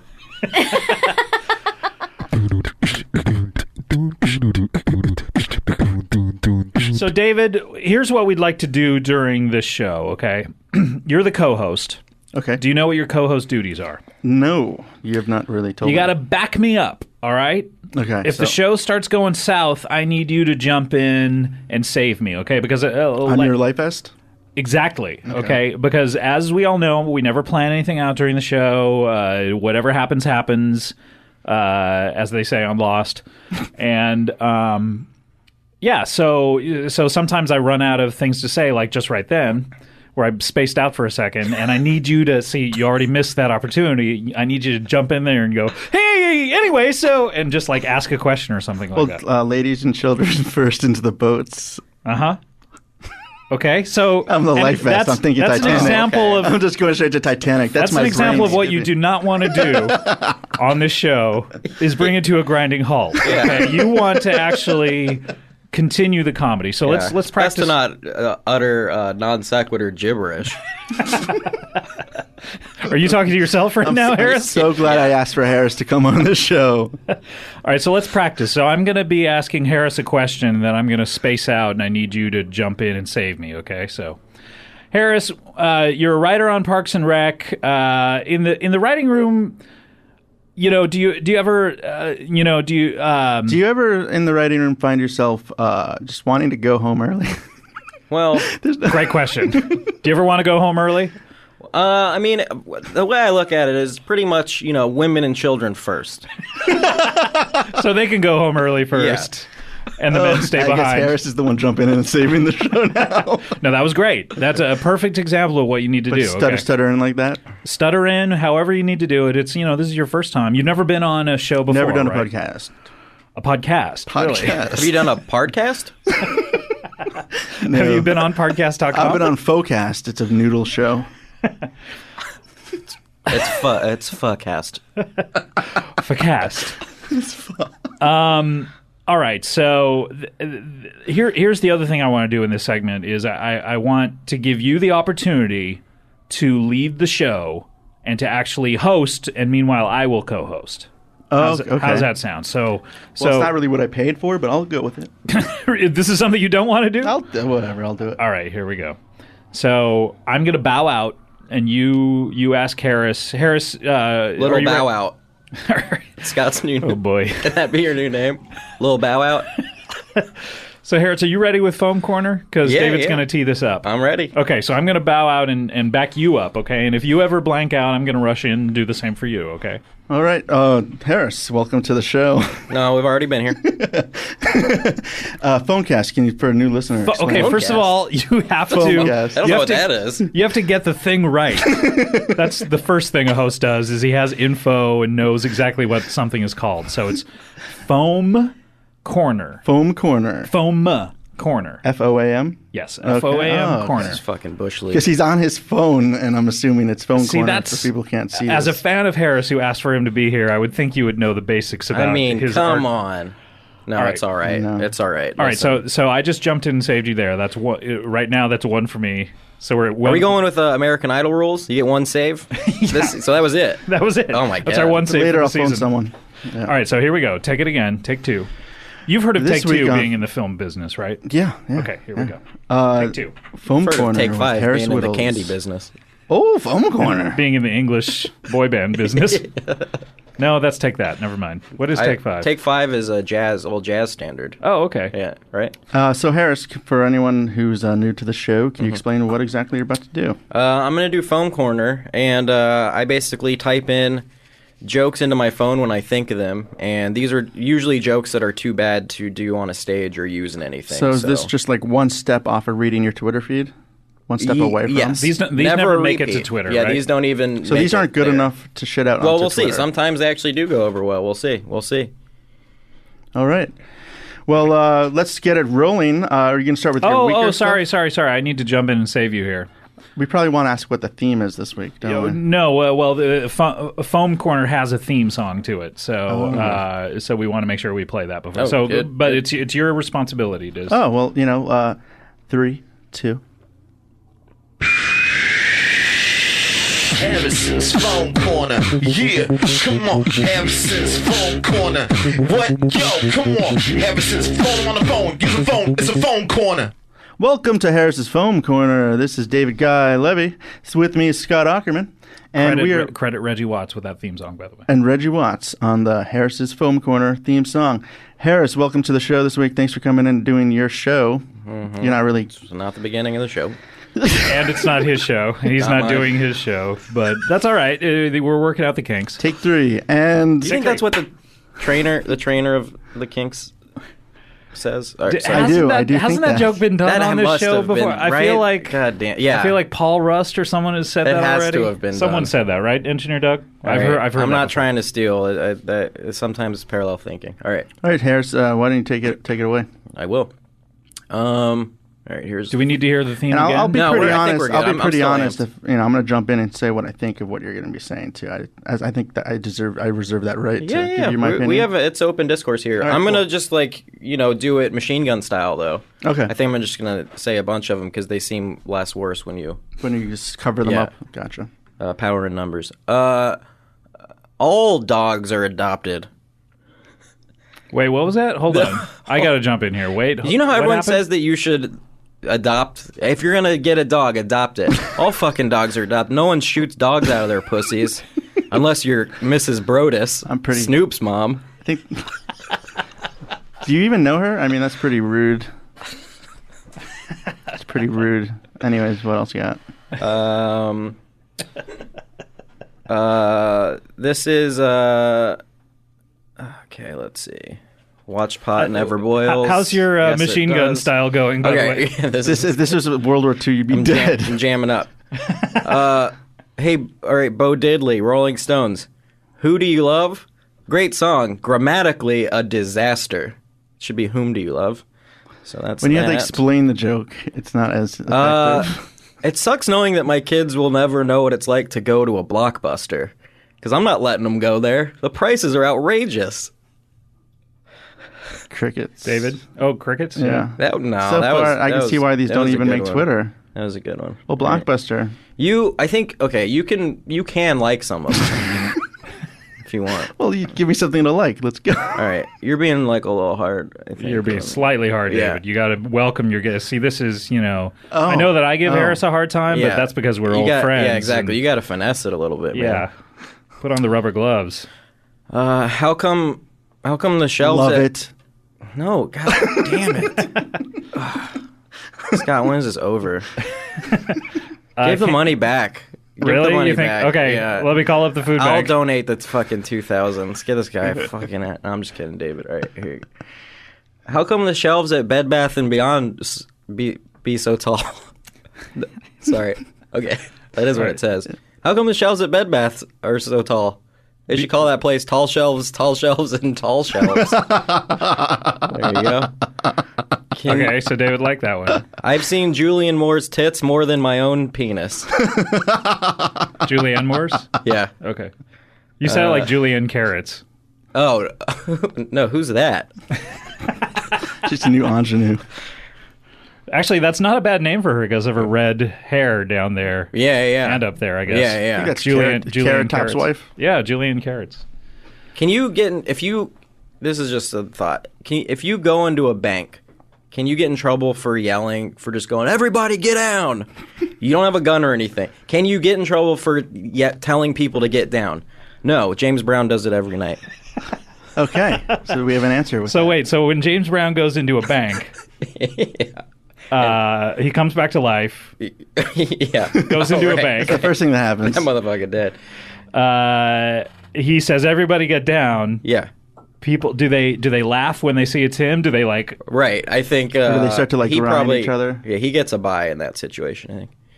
I think. Is he dead? By the way, we're gonna play Alive or Dead with James Brown. He is dead, right? He did die last couple seasons. Okay. Yeah. Couple seasons couple ago? moons ago. He got down. A few autumns ago. All right. What else you got? You closing it up, or you got? Yeah, I'll close it up. I hate to take over your hosting duties. No, please. Couple more. I'll close it up. All right, 2 more. Literally 2 more. It's not a 2 more. It is. It's 2 more. Did you guys hear about that new deal where if you go in on it with a cast member from that 70s show, you get a discount on mustard and or salad toppings? It's Laura Prepon, Grey Poupon, Crouton Groupon. Where's this at? Online. It's online. And then Supreme's cover band, a neo-Nazi Supreme's cover band called the Supremacists. What do you think? Scott, what do you think? Wait, hold on. I'm trying to catch up. Neo-Nazis. Yeah. Supremes. Yeah, they start a cover band of the Supremes. Neo-Nazi. A group of neo-Nazis does. It's a Supremes cover band. Those are Nazis who are like a Matrix fans. The new Nazis. And the supremacists, you say? That's a good joke. It's a good log line. So you're getting me as a comedy writer, you're saying me, it's a good joke, and then David, he's a producer, he thinks it's a good log line. Yeah. What do you as a poster tagline writer think? Of what? Of your joke. I think it's great. There's a lot of I'm playing with a lot of Hail like, the Supremacists. Mm-hmm. That's a possible punch up. Hail the Supremacists. Have you ever thought about that? I tuned out for a second. What are we saying? This is for the poster of this movie. This is It's a movie all of a sudden. Yeah, that's what David does. He's got a yellow light. Oh, take your producer hat off for a second. Just learn to live and love. I'm going to have a bonus one. All right, bonus. Okay, do we need the theme for this, Doug? No. There's no bonus. We should do the theme. No, because that makes it now. It really has to be good if we're setting it. Let's do the theme. Can we do it twice? Here we go. Bonus. Harrison's phone corner. Bonus. Yeah, come on. Harrison's phone corner. Bonus. What? Yo, come on. Harrison's phone on the phone. Bonus. It's a phone corner. Okay. So this is just like a beef that I have with the Wallflower song "One Headlight." Mm-hmm. There's a lyric in here. He goes, "I turned the engine, but the engine wouldn't turn." So you didn't turn the engine, you motherfucker. Just the key. You can't say I turned the engine, but it didn't turn. You know what I'm saying? Yeah, I guess you so. say I tried to turn the engine, but the battery clicked. Turn, yeah. Right. Or you could say Doug is giving me the agreeing air drum. Okay, good. And that's the end of Foam Corner. All right, we need the theme, right, to close it out. Harrison's phone corner. Yeah, come on. Harrison's phone corner. What? Yo, come on. Harrison's phone on the phone. Use a phone. It's a phone corner. All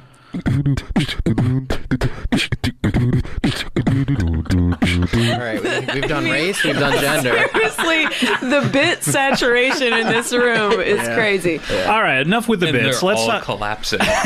Let's talk for real though about parks. What can we expect? What do we got? Come on, promo this up. What's happening? I really don't know what any of us are at liberty to say. Yeah, it's ditto. All right. No it's a good season. We've shot like 4 episodes, and it's really funny. And it comes on September 24th or something. There was a series of cliffhangers at the end of season 3. Mm-hmm. I love ending a season with cliffhangers because it just builds up the expectation in me of, I want this show to come back. You really vocalize why cliffhangers are good. I never heard it put like that, and that makes me really think. That's great. I hated cliffhangers before you said anything. Why did you hate them? I didn't like how they made me feel. The about anxiety, the anxiousness. But then what about the Sly Stallone movie Cliffhanger? I love that, but oddly enough, that did not have a cliffhanger. It did not end in a cliffhanger. No. You think it would have? Well, no, it was a movie. Started with a cliffhanger. Yeah, but I mean, how great would it have been if like he goes, climbs that mountain or whatever the fuck he did, and then it ends with him like going whoa and like Dangling almost falling back. What's gonna happen to my body on this cliff? And then it ends. What was cool about the Cosby Show is at the end of each season they would have a Cliff Huxtable hanger. That's true. I'm not even And that just is a making true joke. statement. That is true. That is known in the TV world. Is that what that's what you guys refer to when you're coming up with cliffhangers for the end of the season, Parks and Rec? You just refer to it as Cliff Huxtable hangers. We were encouraged to do wordplay. Yeah. Well, we shorten it because we say it so often that we just say Hux. Like, we got to end this on a Hux. That's true. Chelsea's choosing to not back me up on this. Yeah, no, I'm looking at you with so true, though. with a knowing agreement. Yes, with a knowing agreement. Okay, I forgot this was all right. Podcast. All right, guys. Well, let's enough about Parks and Recreation. I mean, you guys have a wonderful rapport, and I'm glad you all made it here. It was a heady experience trying to get you guys all together, I will say. But you finally made it. You're all in the same room, and I thank you for that. You know what's crazy about it? Can I just say something really quick? We all got here tonight. I don't know if you guys even thought about this because the world we're living in now. We all got here tonight we communicated via email today, and we never even talked to each other about this. It just happened all over our device, computer, cell phone, whatever point. It is. That's a good point. Because I mean, remember when we were kids, you'd have to like call someone on the phone, absolutely, or go see them at a coffee shop, whatever it was. And now it's just everything's moving. Sorry, I just wait. Is the world better for that though? I don't know. I think so. Soon we'll be able to do this podcast via text. Huh. You're right. I don't know though, because like, isn't that missing some of the human interaction? See, that's the thing. Are these things really making our lives more simple or more complicated? I'm just asking the question. I don't have the answers. I'm just asking. I don't have any of the answers. I don't know. The question is the answer. All right, guys. Well, great sorry, point. I just wanted to say that. No, I get what you're trying to say. I don't have the answers. No, I know you don't, and yet what I love about you is like you're a provocateur. You just kind of raise these questions. Look, I'm not even trying to do that. I'm just asking. That was questions. my favorite Jack White side project, the provocateurs. How did you ever get hired at any job, let alone Parks and Recreation? You just kind of show up and then, really? Yeah. All right, so I think it's time for Harris. Last time you were on the go check out Harris's last appearance on the show with Brett Gelman, and the last time you were here, we revealed the results of the poll that we put out to the readers of should Harris return on the show, and if so, should he do phone corner? Should he do foam corner? Mm-hmm. Should he do one of his characters, or should he never come back? Mm-hmm. And even though there were several hundreds of votes for you never to come back, 150 people. 150. Oh my God! It hurts. It definitely hurts. You are back, and what they wanted you to do was foam corner. That was the winner. The foam corner. So, are you ready to return with foam corner? Sure. All right. Let's hear the theme to foam corner. Harrison's phone corner, yeah, come on, Harrison's phone corner. What? Yo, come on, Harrison's phone on the phone. Use the phone. It's a phone corner. All right. So, Harris, great theme. Thank you. Thanks to Reggie Watts for that. Okay, here we go. Foam corner. Where there's a will, there's a weigh-ins. That's something. And a lot of people ask me if I... Oh my God! Wait. Chelsea, have you never heard this? When do you do your next poll? You gonna try to get a grassroots campaign going? It's an annual poll. Sorry, gotta wait. A lot of people ask me if I've ever tried to suck my own dick. Really, a lot of people. 150. And no, I haven't because I can't. That made sense in the phone. Like, I don't have to try, is what I'm saying. Yeah, so There's no way I can. What Harris does is he enters these into his phone. I don't know at what point do they turn into foam, but so some of them don't make sense because you've never. That actually does make sense. You're like, hey man, you ever try to suck your own dick? No, I don't need to try. It doesn't make sense. Comedy bang bang. You know it. You have been waiting for it ever since you pressed play on this podcast. Here it is. It's the Foam Corner. Harrison's Phone Corner. Yeah, come on. Harrison's Phone Corner. What? Yo, come on. Harrison's phone on the phone. Use the phone. It's a phone corner. Yeah, that's right. It's Harris's Foam Corner. You ready to hit us? I guess. Now, it's been a slow month or two with the foam entries. Like these are bad for even my standards. Uh-oh. Sometimes I say that they're jokes. Sometimes if they're not even funny, I go, well, these are just thoughts. Some of these don't even qualify as thoughts. I don't know what they qualify By the as. way, John, this is Harris writes little jokes on his phone. He then translates and changes them into foam, and then he reads them out loud. That's the concept of this. I write shitty things into my phone that I'll never say to anyone, and this is like my workshop. So this is kind of like, a sad poor man's version of like, a writer's meeting or something like that. Yeah, this is Twitter before it ever even gets to Twitter. Oh. I mean, this is step one in the process. These are the crumpled up pieces of paper in the basket. Yes. And now we're sifting through those. Some of these could end up on Twitter. Who knows? All right, ready? This is you know how everyone says like, oh, to get your porn name, you use your pet's name and then the street you grew up on. Sure. So I have a new system.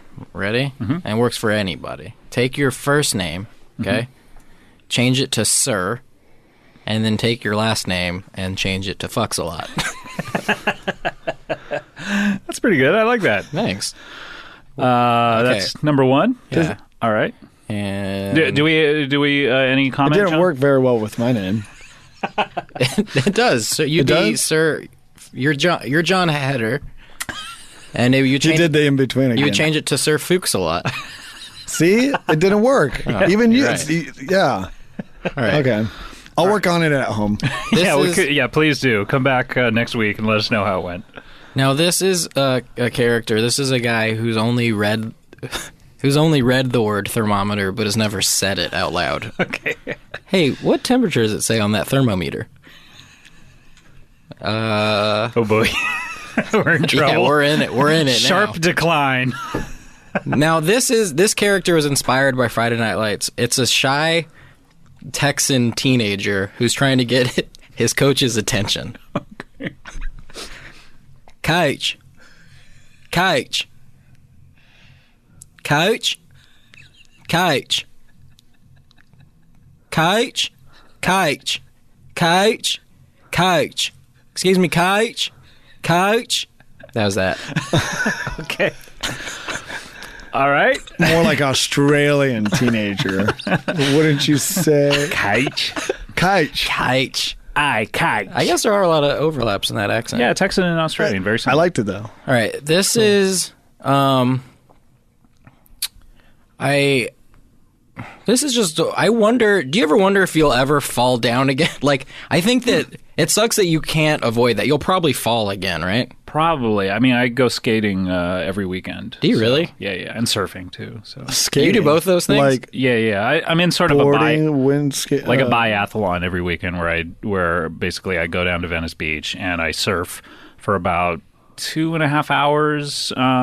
You have to time it. Mm-hmm. And then I just strap on roller skates, the ones with 4 skates on the bottom, and I just have really short shorts. I just roller skate around Venice Muscle I've Beach. seen you around there. Yeah. I put on a big afro wig. Yeah. Well, what's up?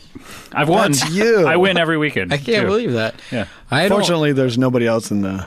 Yeah, it's kind of unfortunate, but I'm looking for entries if you want to get a hold of them. Hit me up! All right. Anything's a toilet if you shit on it. That's that. All right, time for one more. So many toilets in my house. Time for one more, Harris. Close it up strong. I can't. You know I can't. Get the theme song ready. You know I can't do that. Can I get 2 more? Can I get one more and then a bonus? It's not a 2 more. We've done that. Have we done that on the show before? We have nothing new to say to each other. Let's read a book or something. Let's join a book club, and then we can talk about that next time we see each other. Right. I think it's funny that the Bible. I think that All right, start over. I interjected and I said the Bible. You want to have that's church what you're talking about. Yeah, that's what I'm saying. Let's go. And that's a good segue right It's into just what church. he's about to say, right? Right. Yeah. Not at all. Oh. I think it's funny that I think that Freud probably just really wanted to fuck his mom and then was like, "Hey guys, isn't it crazy that we all want to do that?" And then his friends were probably like, "I don't." And then he's like, "Yeah, you do. I'm fucking Freud." And they're like, "All right, I guess that's true then." By the way, that's not a bad tweet opportunity, though, for the church is just a book club where you only read the Bible. That's true. Who gets it? Who gets it? I don't know. We kind of worked on it together. I don't know. Who out of the three of us gets it? Let's let someone, whatever listener wants to tweet that, it's up in the air. Tell you what, why don't we all tweet it at the same time right now? I'm on airplane mode. Oh, okay. We're taping this I'm on an no airplane. Twitter account mode. Okay. All right. Well, Harris and I, we'll tweet that at the exact same time. Yeah. After the show. All right, go ahead. One more. One last one. Okay, I've decided that my price, how much it would cost for me to only eat Vienna sausages in those little cans at 7-Eleven for 2 weeks straight. That's all I eat is $60,000 tax free.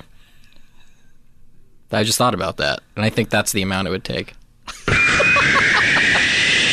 Harrison's phone corner, yeah, come on, Harrison's phone corner. What? Yo, come on, Harrison's phone on the phone, give the phone, it's a phone corner. Oh, that was funny. That is how we do it. All right, well, I love that was the extra one. That was the bonus. Yeah. Thanks a lot for that. You're quite welcome. Bang, bang. Bang, bang. You know him best as from the show. That's accurate. That's fair, right? Yeah. I think it was intonated as like a slam, but really that's completely fair. But he's also a writer on Parks and Recreation. You loved his work on the Sarah Silverman program, and he's a stand-up comedian in his own right when he has the time. Yeah, and when I was 15, I was in the sketch troupe in Houston, Texas called WAF, Will Act for Food. And so you might know me from that if you're at that show we did. Will Act at the for Bienvenue Food. Theater. Will Act for Food. You were a sketch group that wanted to act? Yeah. Very first thoughty, that name. And you only did one show? I think we did 2. Harris Wittels, by the way. Harris Wittels. 2 shows! Yeah. Do you remember any of your sketches? They were pretty bad. One was called Death at a Poetry Reading, and it was like the Grim Reaper gets up and like does some slam? No, a guy gets up and starts talking about like death's warm embrace and is kind of shitting on the concept of death a little bit. Like, stay away. He's not death. afraid, or he is afraid of death. Oh. And then Grim Reaper, played by me, is in the back, and I go, "Hey, come on, man, I'm right here." I was all offended. That was like, I was 14, but you were 14. Yeah. Do you still keep up with the WAFs? Yeah, we're all kind. One went on to be a Cirque du Soleil clown. Really? Yeah. In what show? Zoomanity? You wish. Zoo wish. He in Le Rev in Vegas. Oh, okay. Great and show. Then, the others aren't doing anything anymore, sketch-wise. So he acts for actual money. He does. Not food. He probably buys food with the money that he... Well, that's predominantly what people are buying with the money that they get. You think acting. so? What percentage of your paycheck goes to food? 98%. Wow. Mm-hmm. My food is the 99. And the other guys, are they jealous of your success? Are they listening right now? No, because this isn't what they wanted to do. One has a food truck in Austin. So he actually drives around with food. For food. He serves food for food. So, and then one works at Yahoo. So he writes code for food, HTML for food, and one. What does he do for Yahoo? Did he do that exciting new look for Yahoo Mail? No, I don't think that was him. Do you use Yahoo Mail? Why do you know about that? I mean, I used to, certainly. Yeah, no, I don't think he did that. Okay. I don't know what he does. So those guys, you fell out of favor with them. Did you break up? Was it just like, we're not going to do this anymore? We all went to college. Wait, you were in college at 14 years old? Some sort of Doogie Howser? We did a couple shows and then just kind of didn't do it, and then we all went to college. That's a long gap you're talking about. That's 4 years before you went to college. Actually, fill in some of the blanks. Okay, well, yes, we kind of stopped. It wasn't because we fell out of favor, but I started doing stand-up, I think, more. You just started doing stand-up comedy? I focused on, At 14 or 15? This was, 16 or 17. I started, writing stuff and going and hanging out at comedy clubs a lot.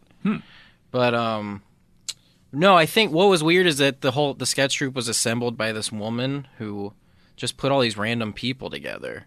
She was like this, I don't know what she even Svengali. did. Yeah. And we weren't, supposed to work together. It was just a weird mix of people, kind of. And then we just stopped. What happened to the woman?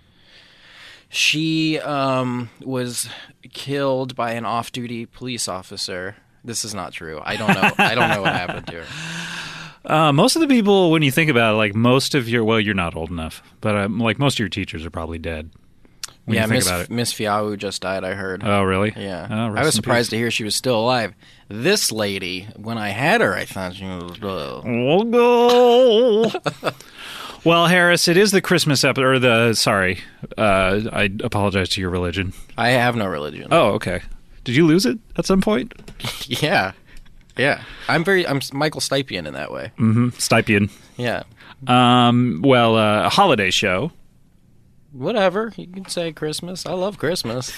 I know I seem Jewish. I'm not. I just have allergies. But it is the holiday show, and I can't let another moment go by without doing a holiday edition of Harris's Foam Corner. Harris's Foam Corner, yeah, come on, Harris's Foam Corner. What? Yo, come on, Harris's phone on the phone, use a phone, it's a phone corner. All right, you know what that theme means? It means Harris has written jokes, much like when he was 16 years old, but this time on a cell phone. I don't think you were writing jokes on a cell phone back when you were 16. No, I had a little pad. A little pad? How cute. A little pat of to match butter. your little body? Yeah. Back when it was little. Ballooned out like a pig. He writes jokes on his phone. Yes. He then translates them into foam. Into phone. And then he reads them. And then we... I guess it's not part of the Foam Corner to critique them. It kind of is. It's not part of it to just shit on it outright. I think you go in with an open mind. Oh, I totally do. I do. More often than not, you're not into this stuff. I'm not into it. I don't know why I'm putting it out there. And these are not, we should preface, these are not jokes that you would do in your stand-up act. If people go to see you... That's a good preface. I probably won't do these in my stand-up act. Unless they turn from foam into like a solid... I don't know. Punch foam. Punch foam. Yeah, sure. Yeah. So, but I mean, you are... what people don't know about you if they just know you from the show is you are actually a good stand-up comedian. In my own right. And, you're out there opening for Louis C.K., for Sarah Silverman. So you are technically adept at the craft. Yeah, but I also, sometimes I really don't know what a good versus a bad joke is that I put in here until I gauge the faces of you. This is like a testing ground. Yeah. Okay. Yeah. Test flight. Yeah, sure. All right, well, in that vein, or in that spirit, the Holy Spirit. Christmas spirit. Yeah. Let's hear what you have for us here on Harris's Foam Corner. All right, I didn't, really plan on these being read on the Christmas episode, so I'm going to try to Christmas them up. So these were ones you've written over the past couple of months. Yeah, these are just regs, and if they turn jolly, then great. Do you think it would be cool if your dick could smell things in December? I added in December. Let's talk about that for a minute. What? I guess it wouldn't. It probably wouldn't. Where do you put it that you would want to smell? Unless you're Jim from American Pie. Unless you're at a gym in American Pie? Yeah. If you're at a gym in the movie American Pie. Sure. Sure, Sean William Scott, he works out a lot, I'm sure. He you know. must. But other than that, it seems like it'd be stupid. I like that one. All right. I don't even know what it is, but thank you. It's all right. I like it.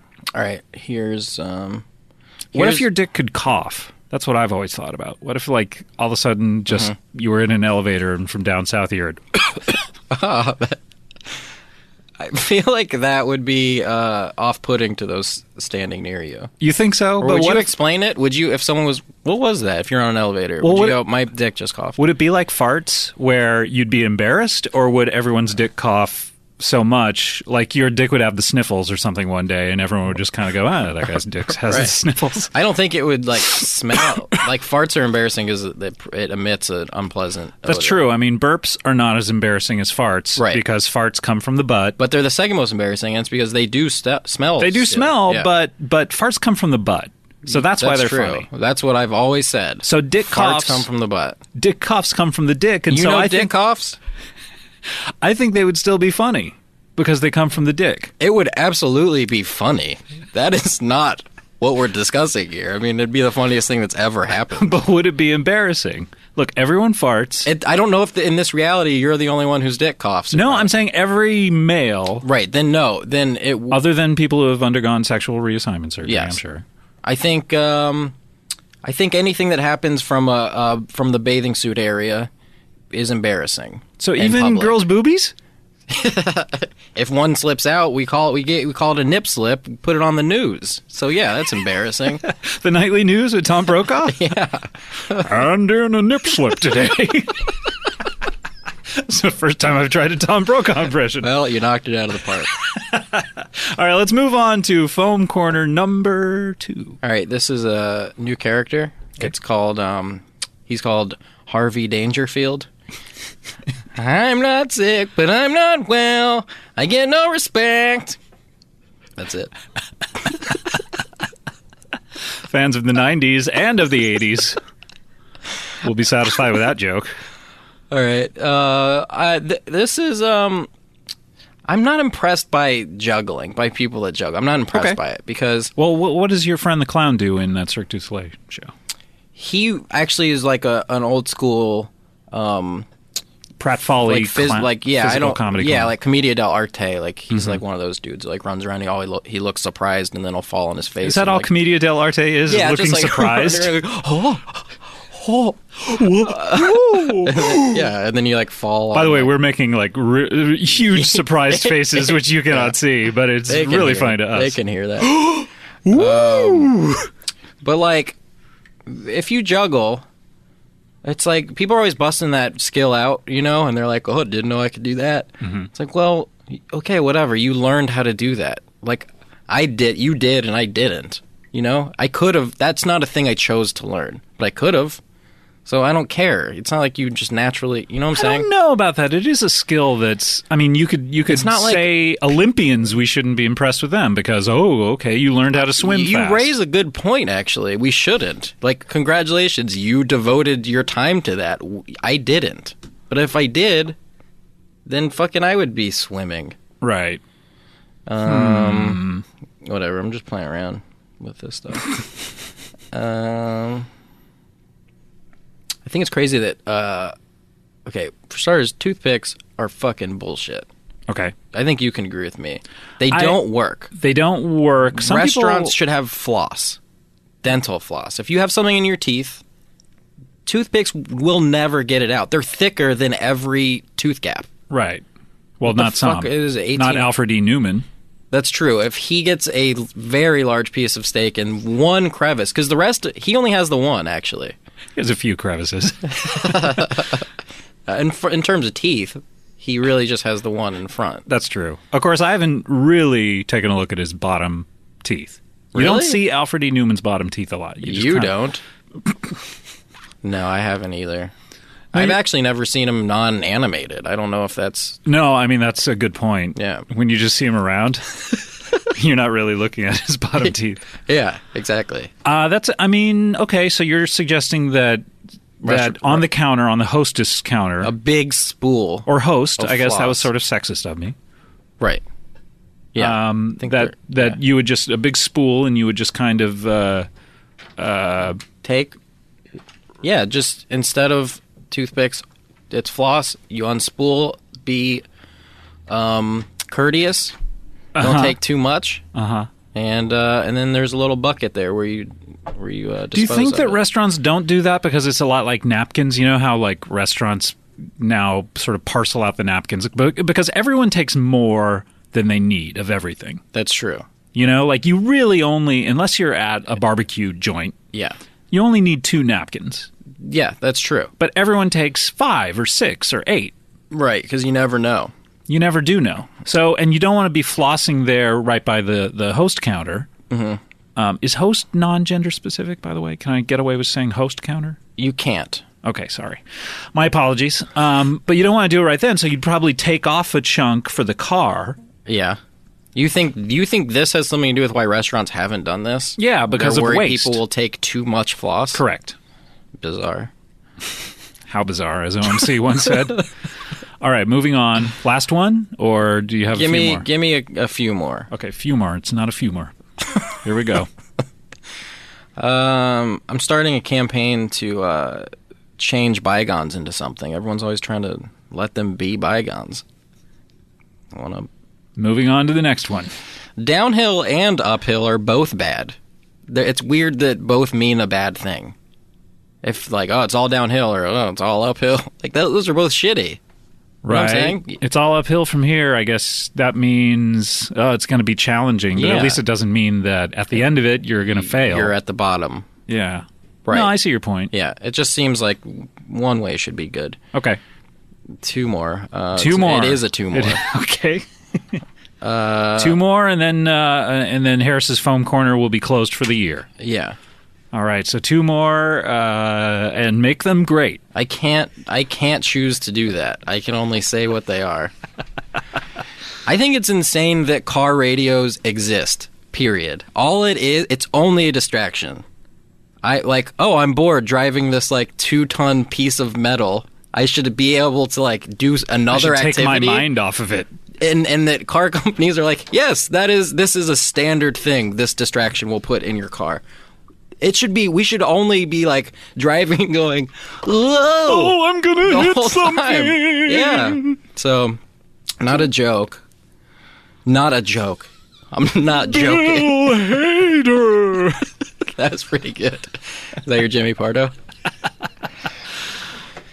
All right, one more. Here we go. Well, I did want to throw in that Steve impression from Sex and the City. Oh, yeah. By the way, you have not made many of these jolly, I have to say. Oh, fuck, you're right. Car radio, and give a car radio to a loved one for Christmas.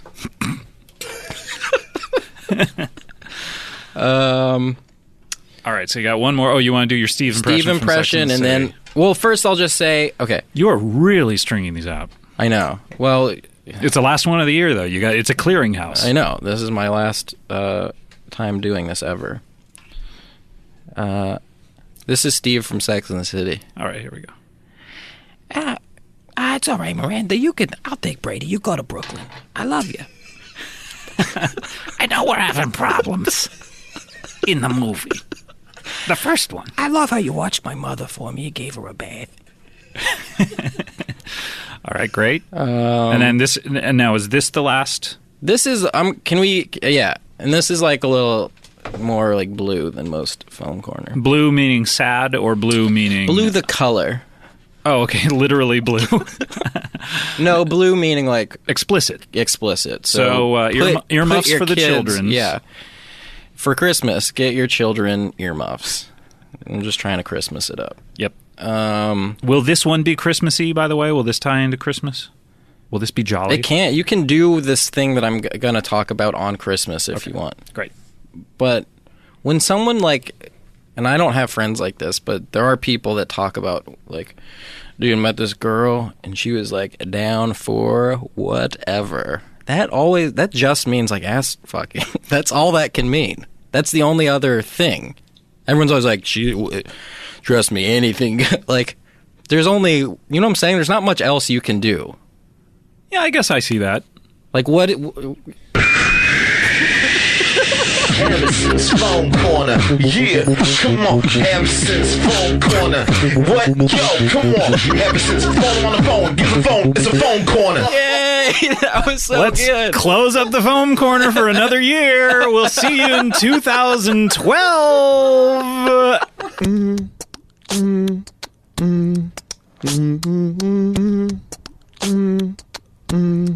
We're just going to have special guests dropping by throughout the entire show. I mean, you never know who's going to walk through this door at any given moment. And wow, speaking of the door, someone just walked through right when I said that. That's Hello. Oh no! Who is this? It's Foamy. Foamy. Hey, it's Harris Wittels is here. I didn't know if no, it's not a character. No. Harris Wittels. Hello, fan how's it favorite, creator of Humble Brag. That's right. I don't even have to do this because I created Humble Brag. Creator of Humble Brag, writer on Parks and Rec, fan favorite of the show. Welcome to the show. It's been a great 3 years. It's been a real wild ride. Would you say that you're more popular than ever due to this show? I'd say the show's more popular than ever due to me. Huh? No, I mean you reverse that. Yeah, no. What I said. How are you doing, buddy? It's so great to see you. Yeah, I'm doing good. I'm getting a little fat again. Underwear band starting to fold over. You were just on a sitcom. A sit-down comedy. And you lost a lot of weight for it. Yeah, I did. I trained pretty hard, a.k.a. just didn't eat Jack in the Box at 3 a.m. in my bed every night. Still most nights, but just not every one of them. Everything in moderation. And by the way, do you know Chupacabra over here? Oh, Cucuriku. It's great to meet you. Does Cucuriku mean how do you do? It's whatever you want it to mean. Oh, okay. I actually was in a rap battle with him like a year ago. Oh, that's right. Yeah, coincidentally. And do you know Zach? I'm such a fan. Oh, thanks. And this is Annie from St. Vincent. Such a fan. Wait, Thank you. Don't I say am. it twice. I'm being genuine. Okay. What about the before? That was a pleasantry. Oh, okay. This is a pleasantry. Harris, you come on the show, and you've been a great friend of the show. You've come on several times, and describe what it is you do. Well, okay, so I write jokes in my phone with the intention of doing them as stand-up, and these are the ones that don't make it to the stage because they're too bad. So you write jokes on your phone. Yeah. And we used to have a feature on the show called Harris's Phone Corner. Right. And then it somehow transformed into Harris's Foam Corner. Mm-hmm. I don't know how. How did that happen? Like someone misheard someone. And thought it was Foam Corner. Yeah. And A then classic game of telephone. Telefoam. Telephone. And it's been called Foam Corner ever since. Ever since. And these are terrible jokes that you write. Well, I think they're good. You think they're terrible. And everyone else thinks they're terrible. But you have to love what you do. Yeah, you believe in it? Yeah. You know? So are we ready to do this? Do you want to do this? I'd love to do some fun. Okay, let's hear the theme song. This is Reggie Watts doing the Harris's Foam Corner theme song. Thanks for coming out, Reggie. Harrison's Phone Corner. Yeah, come on, Harrison's Phone Corner. What? Yo, come on, Harrison's phone on the phone. Get the phone. It's a phone corner. All right, thank you, Reggie Watts, by the way, for that theme. Harris, you are ready to go into Harris's Foam Corner. Let's get right into it. Does anyone want to judge these? Should we? Let's do a thumbs up or thumbs down system after each one of these jokes. Nobody can hear that. Yeah, just do a laugh. I do no have a laugh. noisy thumb, though. What? What are you up to with that thumb? Why is it so noisy? This has been noisy for the last few years. A couple of loose joints. Noisy. They call me dirty knees or noisy thumb. Are your knees very dirty? Yeah, well, it's just an expression. What was your name again? Chupacabra. That's very hard to say. All right, Harris, hit us with it. What do you got? I've decided that I'm not going to get married until gay people can get married because I'm gay. I like that. I give that a thumbs up. How's your creak? Others? Yeah, that one, for some reason, is not making a noise today. Huh. That one worked. That one worked, Annie? That's great. What do you got? No, yeah. Thumbs all up, the way. definitely. All right. Chupa? How do you say thumbs up in your native tongue? Dedos arriba. That's not just fingers in the air. So that like you just don't care. That got great response. Yeah. So should we stop? We've never had an edition of Harris's Foam Corner where you didn't have at least 8 terrible ones. Oh, okay. Here it goes. Okay. I want to open a Jamaican, Irish, Spanish small plate breakfast restaurant and call it Tapas the Morning to Ja. Oh. That got an audible. Oh! Annie, what do you got? She held out her hand as it, like, why? Like, why would you? Yeah. Like she was an English village woman and I pillaged her land. And she's like, why? Why? That's the look she just gave me. Should we go to Annie? How do you like to vote? Thumbs up, thumbs down? I just 2 thumbs, just 2 hands Just out. 2 palms Just sort of, why stretched me? forward up to the heavens. All right. Zach, what do you got? Oh, better than the first one. You liked it better. They keep improving. Chupa? I didn't like that. Oh, the baby is here. Why didn't you like that? Understand? Well, you have to grow up a little bit before you can understand humor. Oh, I'm sorry. I can't even breakfast by myself. I need a tiny plastic spoon. Well, most people eat breakfast with a spoon of some sort. You shouldn't worry about having to put a spoon in your mouth. It's easier when it's on airplane. Oh, okay, I understand. All right, Harris, you're at I don't know, you're not 50-50. I think you're at about like 75-25. All right. About half of us like that one. Great to good. All right. Here's next dosage. I think that instead of them trying to desalinize the ocean, they should just add pepper. Instead of trying to desalinize the ocean, they should just add pepper. All right, let's go around the room. Chupa? Shouldn't this segment be called Harris's Twitter drafts? Things that don't make it to Twitter. These have not made it to Twitter, right? That is correct. These are deemed not good enough for Twitter. Well, it's just like the movie Synecdoche, New York. Too many characters. Oh. That is the best joke I've ever heard. Yeah, I like that one too. Zach, what do you think of that one? Of the Synecdoche thing. Let's ignore the joke and go right to the commentary. I think the joke on it just by itself is pretty strong. Man, I feel like I think maybe I don't know if you want to maybe open with that or and close with it or do stand up ever again. Just bookend it. Zach, I feel like you may be leading Harris down the wrong path. You're trying to sabotage his career. I know what humor's like, Scott. Annie, what do you got? Yeah, I would stand behind that one. Yeah. Which one? The Synecdoche? Yes, Synecdoche. Although I thought that movie was maybe just too long. Not too many characters. That was not the problem. Yeah, not too many characters. No, not too many characters. I thought that maybe that movie was too truthful. It revealed too much about the human condition. Yeah, I understand that. Who is that? Is that a David Mamet thing? No, that's Charlie Kaufman. That was wrote Kaufman. and directed. Oh, sorry. You should see it. Kaufman. It's interesting. All right, Harris. I went to Jack in the Box that was open 24 hours, and I got there on the 26th hour, and it was closed. It was because it's only open. I don't know how to phrase that. I don't know how to phrase that. But Zach, you know what I'm going for. Yeah, I'd use somebody besides Jack in the Box because they actually are open 26 hours. So that could confuse people. Okay. Yeah. All right. You know what Caro's is?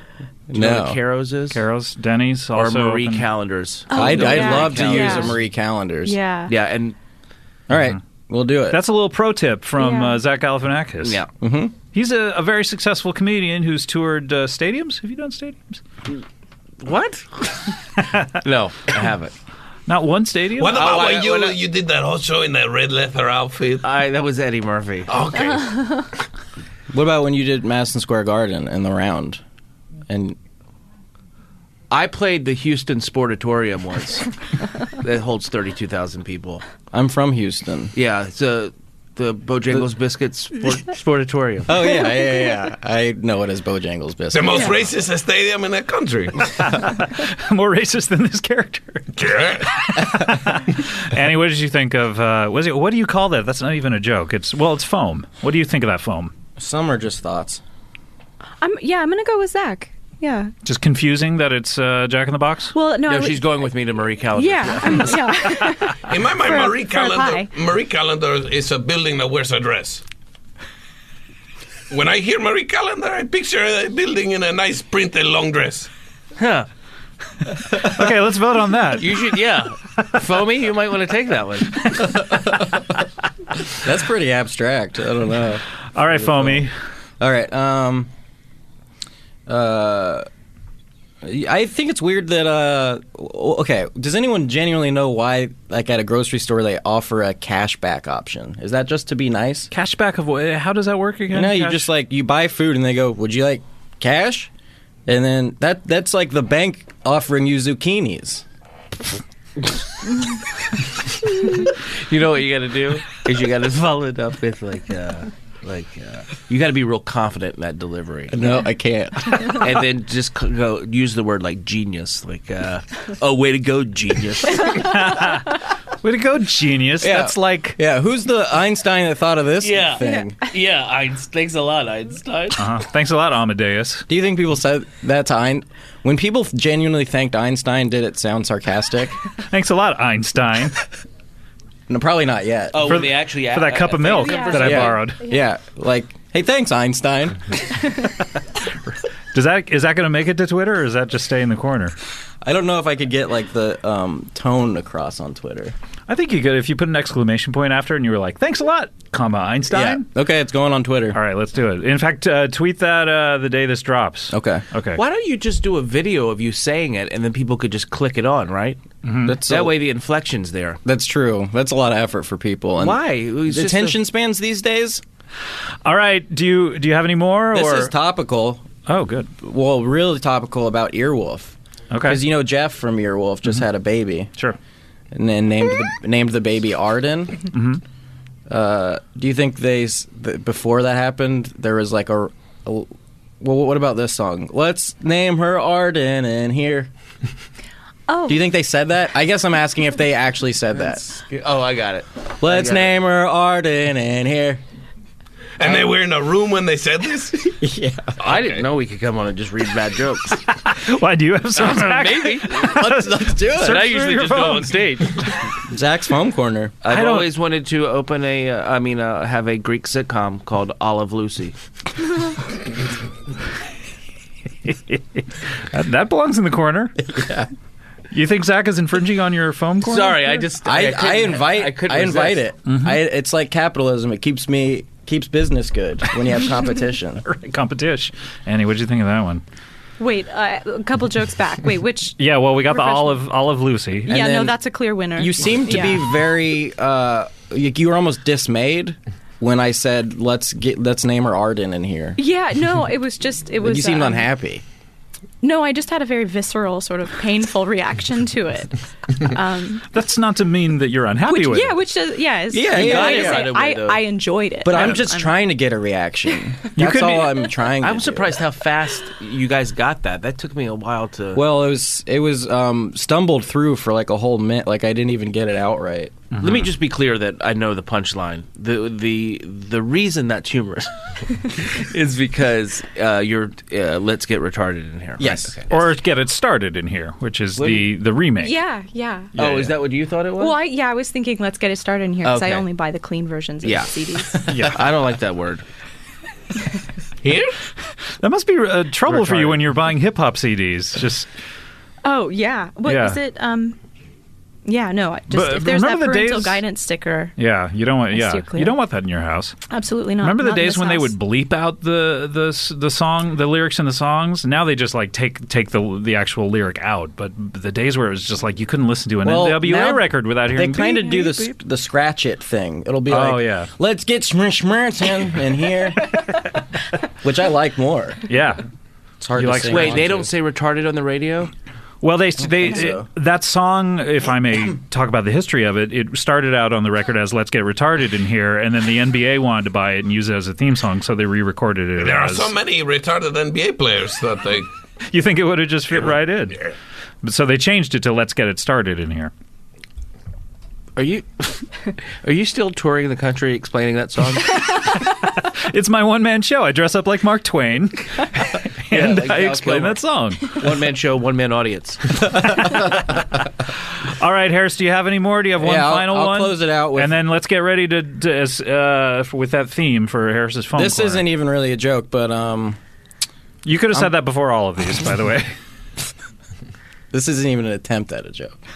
I just want to talk to you, Scott. I'm pretty sad today. Oh, well, why is that, Harris? I hate to hear that. Well, I just I had my first unenjoyable Gautier listening session.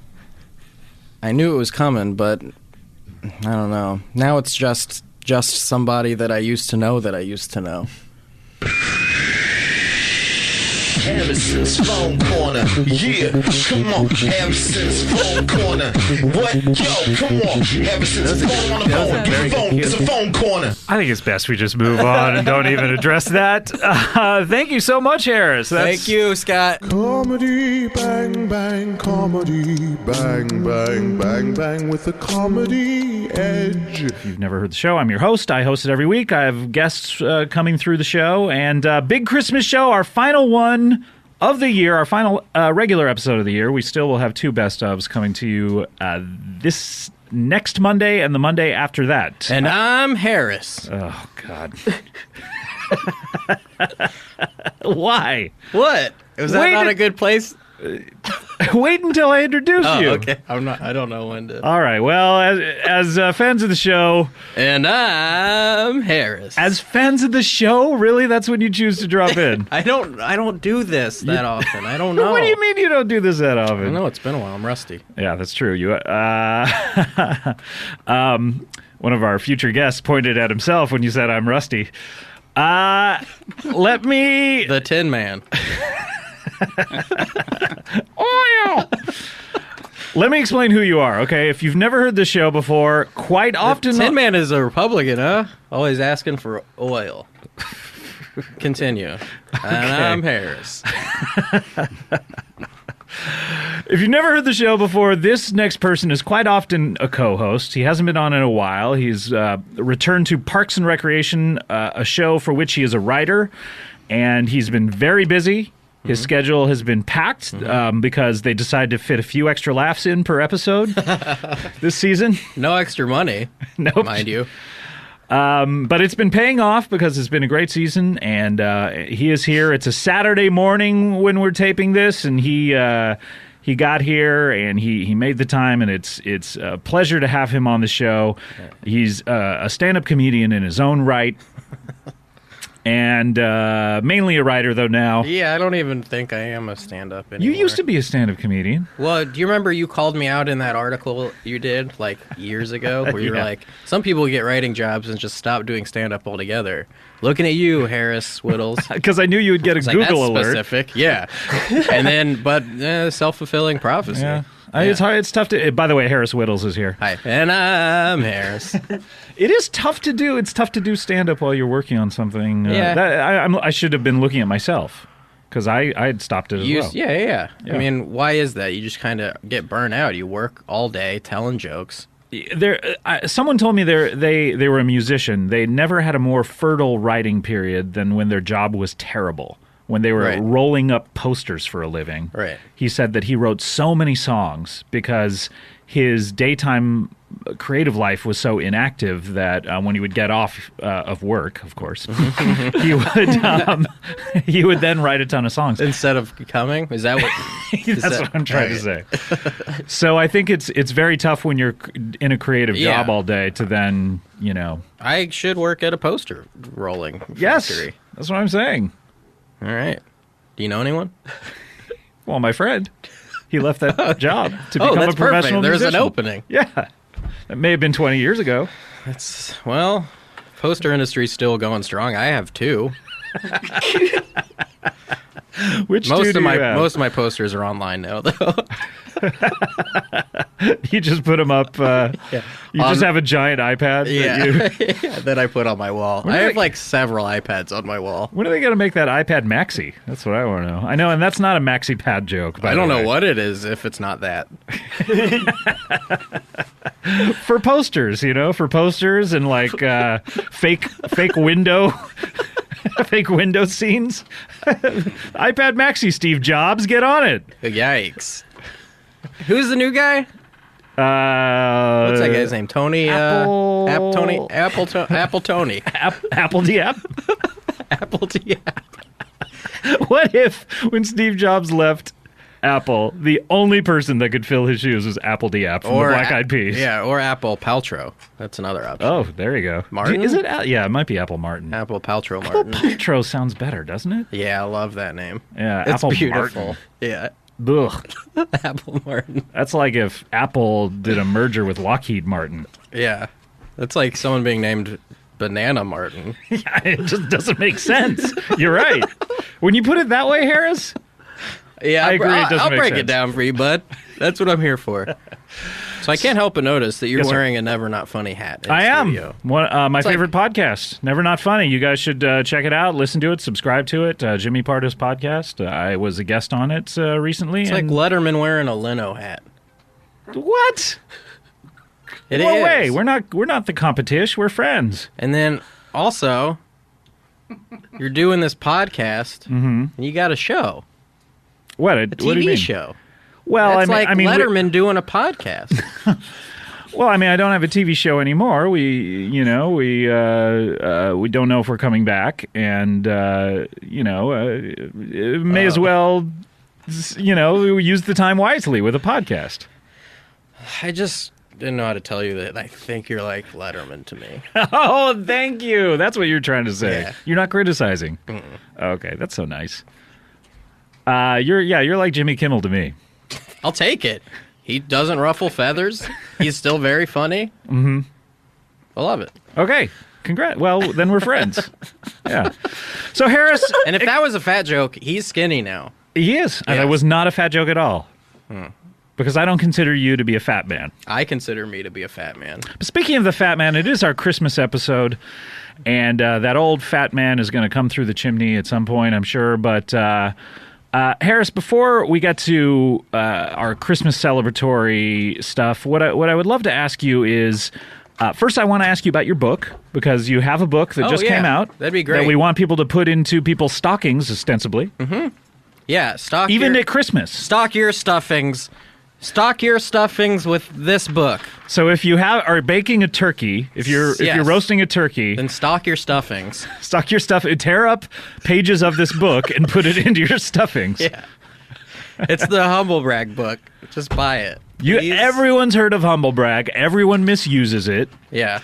And you, as the person who created it, are the one person who knows what it is. I think I have a good handle on it because I'm constantly correcting people. But you created this Twitter Humble Brag where you don't create content necessarily, but you retweet other people's tweets that are Humble Brags. And if this is people's first experience listening to this show, and they don't know who you are, they don't know what Humble Brag is, maybe they don't know what Twitter is, I don't know. Explain Twitter first. Okay. And then what Humble Brag is. Twitter's it's a really cool new social media site where you basically have 140 characters or letters or sounds some like of them this aren't show. letters 140 characters today. Oh God. Let's hope that's not true, because I'm here for the whole thing. And then so basically you get to say whatever you want. A lot of people, talk really, about what they're doing. they allow you to say whatever you can literally say whatever you want, and they won't take it down, as far as I know. Will they prosecute you? Unless it's like you're fraudulent, you're pretending to be someone else, they'll take it down. So libel, they'll take it down. Yeah, what yeah. about threats of assassination of public figures? I think that's fair game. That's what I use it for. Oh, okay. And so then- you use this microblogging site in your personal I wouldn't life. call it microblogging. I'd call it like the social media site. Okay. And then so you can post whatever you want, hit send. It goes out to anyone that follows you. That's an important part of the process, by the Yes. way. Hit send. A lot of people, they just write these things and they forget that. Exactly. Yeah. So and the tweets build up. Yeah. You got a tweet backlog. And then what's next? Oh, people read it. And then enjoy it or object to it or are unfazed by it. Mm-hmm. And then this little and then somewhere down the line people took that medium as, hey, I'm going to start bragging. Mm-hmm. Right? About what I'm doing during the day. Yeah, about why I'm great. Sure. And then at a further point down, people decided, bragging, that's kind of unattractive to people. I'm going to start bragging in a self-deprecating way. Which makes me seem like I'm not bragging. Exactly. Because I'm being self-deprecating. Right. However, what I'm really doing is letting everyone know that what the great things that I'm doing. And you know what we call that, Scott? No clue. A humble brag. What? So then What's an example of one of the the most typical? The most typical one is like a model or something that says like I hate model in swimsuits. I miss cake. Or something like that. Right, so that's a double brag in a way, because she's saying, hey, I look great in swimsuits, right, and I have the willpower not to eat cake, unlike most of the world. And I have access to cake. We haven't even thought about that. A triple brag. There are people out there. Yes, cake. There are people out there who work 3 jobs. They're working Walmart under 30 hours as to not enrage Obamacare. And then they have to have another 30-hour-a-week job and then another 29-hour-a-week job. Mm-hmm. They can't afford cake. Okay, they're too busy putting bread on the table. They can't have cake because they're putting other bread. Other bread, yeah, other flour products. Yeah, exactly. Yeah. So anyway, so you have a book out now. Yeah, I bought just buy it. Wait, what is it though? And by the way, I have not seen this book. You have not sent me one. Oh, I'll send you one. Oh, really? I absolutely will. I'm sorry that I haven't done that, but I compiled retweets from people. Are these copyright protected? Their tweets? No, I don't think so. Okay, but you could be in for a lawsuit. I took out an insurance policy so that people, if they sue me, it's the company that pays. I did do that. You did do that. Yeah, but I think there will be lawsuits. We didn't ask Twitter for permission. I shouldn't even be saying this right now. Probably. So the actual display of Twitter is copyrighted, and yet you're using it. Yes. The people's tweets are copyrighted, probably. They're their own property. Now, what I say to that is it's in the Library of Congress. Now, is that true? I don't know. Right. Is your book in the Library of Congress? No, I think that tweets are in the Library. Oh, yeah. I don't know what the Library of Congress really is. At some point, I heard someone say that, and it sounded like I could apply it. I think the Library of Congress has an iPad Maxi that all the tweets are kept on it. Is that like a Maxi Pad joke? No, I already said that it wasn't like that. So there's a book. You talk about these people tweets. What I love is you break them down.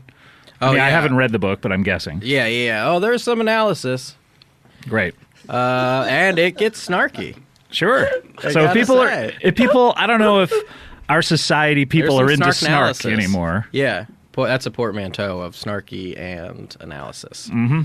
When did you learn what a portmanteau is? From a special thing. There's a guy on it named Natalie Portmanteau. So you looked it up?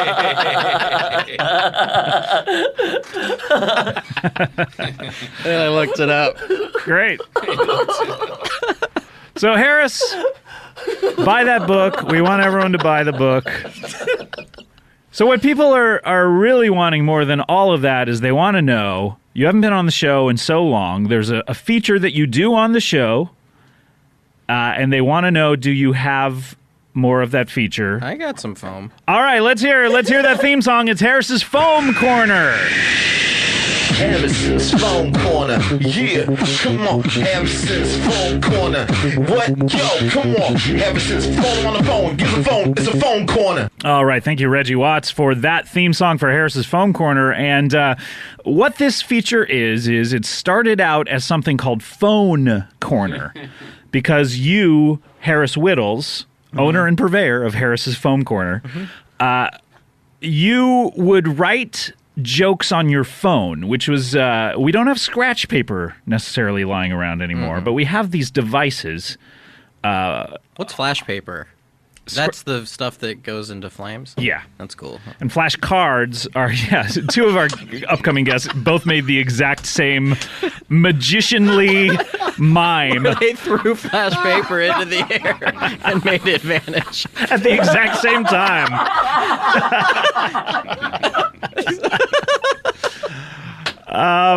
So you started something called the Phone Magician's Corner. Paul. You started something called the Phone Corner, which is you would read terrible jokes that you wrote on your phone that were not good enough to be tweets. Well, not good enough to be stand-up, because it started as a stand-up thing. That's true. And now it's kind of more... And then it became, just a Twitter thing. And now it's basically just to come on here. Right. Foam is purely just to come on here and get lambasted. It transmogrified into the Foam Corner at a certain what? point. It changed into a Foam Corner at a certain point because either we misheard you at one point, or I'm not sure exactly what, but people thought it would be fun to have a Foam Corner. Yes. I think M and M are really close in the alphabet. Mm-hmm. It sounds like you're saying the same thing when you say M and M. Mm-hmm. Those two letters sound alike. Wait, when you say M&M? M&M. M&M? Yeah. Okay. The letters M&M that follow each other. LMMOP. Oh, okay. Got you. So I can see where it's confusing. All right, I got you. So now we're going to hear some foam here? Yeah. All right, so... Let's hear some phone. Do you need any kind of setups? Do you need the theme song again to launch right into it? No, we already got the theme song. Okay, I'll great. just go into it. All right, here we go. So, you know how people sometimes, when they overpronounce something, like, they'll go, wheat thin, right? I guess. But you know, like, or they'll be like, I don't know, I don't even have another, I'll just stick with wheat thin. Wheat thin. Or, okay, a while. That's another one. Okay. Sure. That's a thing that proper folk do. I've heard it. Okay. But it should be wahit thin. Wahit thin. Or a wahile. Like, why does the H come before the W just because you're pronouncing it like that? That doesn't make any sense. What? I'm saying, if you're going to say wheat thin, then say wahit thin. So we... That's it. Okay. Okay, all right. The next one. All right, what's the next one? The next one is about... what? You know Amazon, the website? Sure. What is that? As opposed to Amazon, the... Jungle. Yeah. What Also- does Amazon, the website, look like in person? What is... That's got to be one big room, huh? What? Like, they have everything. They sell everything. Where is that? Oh, okay. It's insanity. Meaning, where's the brick and mortar? Yeah, where is Amazon? I'd love to see it. Yeah, all right. You know when people say, I've read studies, or there's been studies. Let's be honest, there's probably been one study, right? Or they've read one study. Like, I don't think a lot of people read multiple studies on things. I don't know that these are qualifying even as jokes anymore. I mean, these are musings at best. Yeah, at best. All right. Okay. Let's have a strong middle or end. All right. You know how if you go into a guy's public, in life, if someone farts. So this is in life. In life, out in regular life, if someone farts, it's funny. Like, you laugh at it. Okay. And if you go into a guy's bathroom, a public bathroom, everyone is just like farting and being very serious. Why is it not funny in there? Everyone's just like, oh, business as usual. But it's not. It's hilarious still. Well, outside the confines of the bathroom, it is improper, which is why it's amusing. I hate that people think it's okay to go into public bathrooms and be horses. It's fucking disgusting. Okay, finish strong. Finish strong. What do you got? I can't. I truly can't. I'll finish strong. Hey, Brussels sprouts and broccolini. Enjoy your 15 minutes. Oh. Harris's Phone Corner. Yeah, come on. Harris's Phone Corner. What? Yo, come on. Harris's phone on the phone. Get the phone. It's a phone corner. Comedy bang, bang, bang, bang, bang, bang, bang, bang, bang, bang, bang, bang. All right, we have a very special guest. Is he ready? Yeah. All right, everyone, please welcome a writer on Parks and Rec and a stand-up comedian in his own right. Harris Wittels is here. Harrison's phone corner, yeah, come on, Harrison's phone corner. What? Yo, come on, Harrison's phone on the phone. Get the phone, it's a phone corner.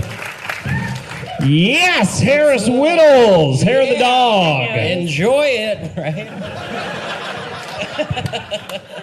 Harris, this is Tracy. I don't know if you know. What's up? How's it going? Pretty Nice to good. meet you. Nice to meet you. Here's a guy who would be a little more into going out with a high school girl, I think, and sitting at one of those desks all day. A little old for me. It's old for you? You want someone younger? Yeah. Like how young? You're 17? Yeah. My rule is 12 years less than that. That's my rule. 12 years less than 17. That's like So just 5 is your rule? Yeah. You know that half your age plus 7? My rule, 12 less than 17.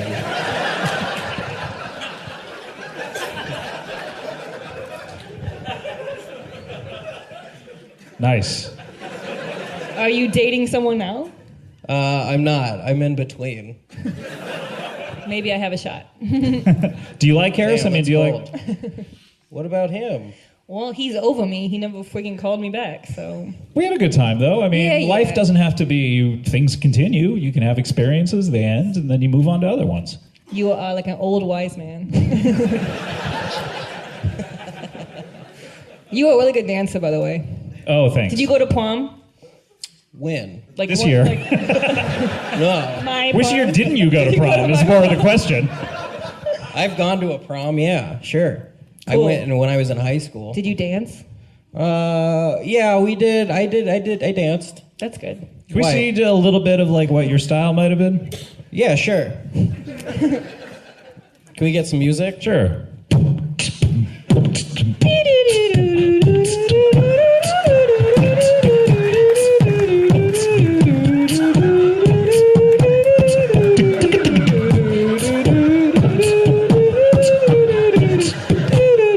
Oh, I want that to go on for several more minutes. That was really good. You're really good. Thanks. It was like Snoopy. Snoop Dog? Snoopy? No, just a Snoop. Yeah, you looked Snoopy, like you wanted to go through all the stuff. I played Snoopy in high school to bring it back. Oh, whoa. Oh, yeah? I it's, did not know that in advance. Extracurricular or for a purpose? Curricular. This is part of your curriculum, playing Snoopy. What class was that for? Peanuts. Advanced Peanuts. Oh, you made it all the way to advanced. Wow. AP, Advanced Peanuts? Tracy, I really enjoyed that joke. Thank you. Thank you very much. That was cool. Thanks, guys. I feel cool. Yeah.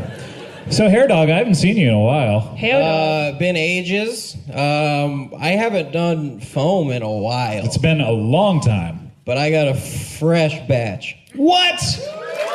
Foamy? Yeah. And I gotta say, I'm pretty proud of this. Before we get to that, it is Snubs and Flubs season, and you're a writer for Parks and Recreation. Yeah, I got Globes fever. And what are your Globes predictions for tonight? I mean, I think they're all gonna win, and it's gonna be great. I predict that Tony Shalhoub runs on stage as a streaker at one point. That would be just like him. Yeah. That's my one prediction. I hope it comes true. I predict that a really feminine woman wears a suit.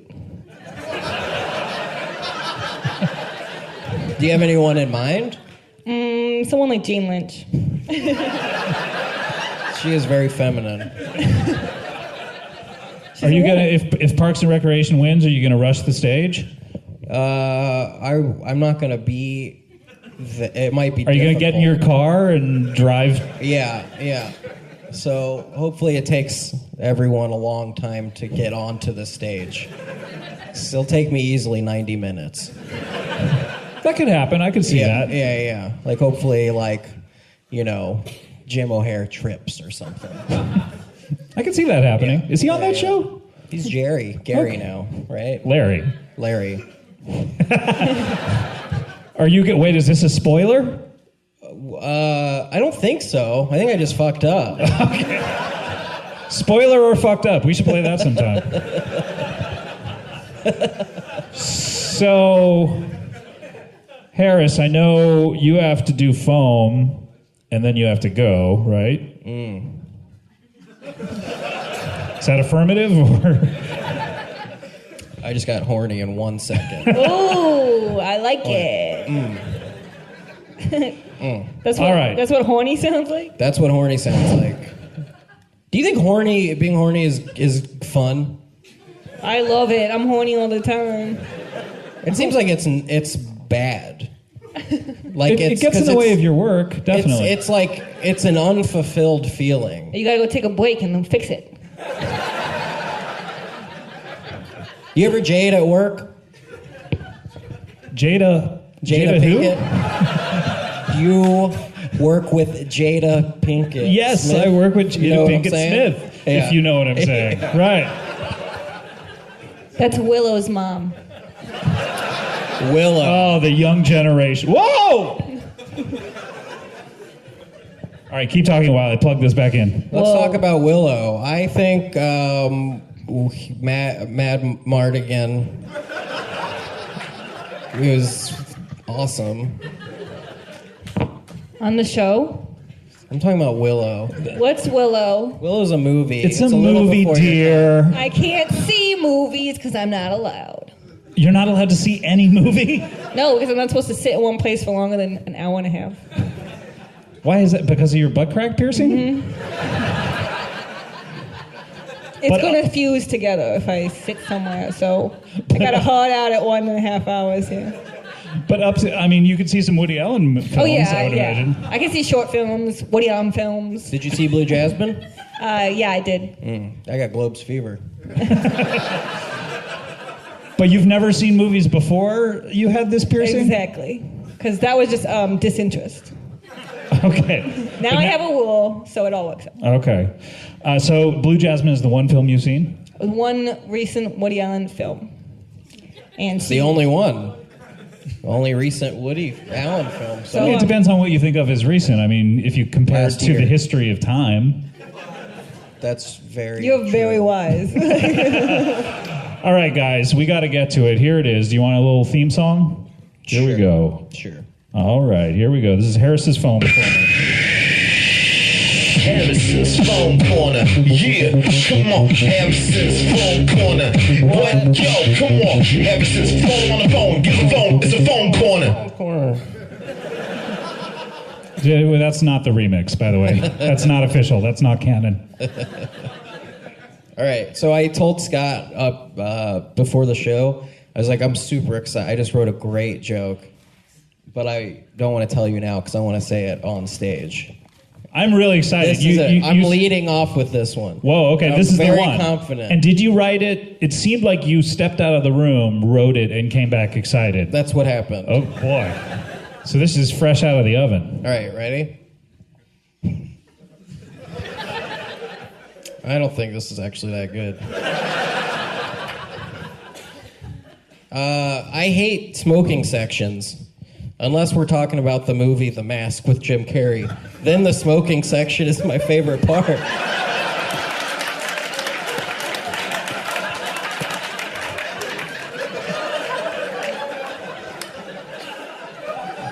I like that whole section of the film that took 10 seconds when he said smoking. Yeah, the smoking section. Audience, what do you think? I don't know. Yeah, they're behind it. All right, let's keep it cruising. So we're on cruise control at this moment? Is that? Yeah. So everything up to, is going to be... Don't even worry.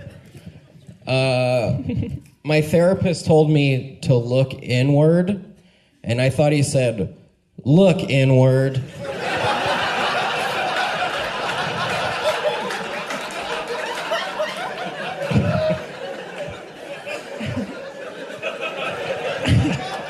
did he emphasize it like that? Look inward. That's how he said it.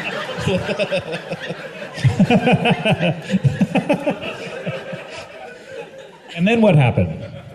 And then I said, it's good that you didn't say the other word that you said. And then he said, well, you see, none of this is happening. You made all of this up. Oh, right.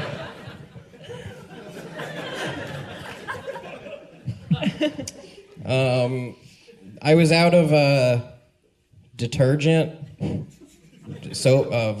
dish detergent, so I tried to use dish soap, which was a disaster. And then I ran out of ranch dressing, and I used dish soap.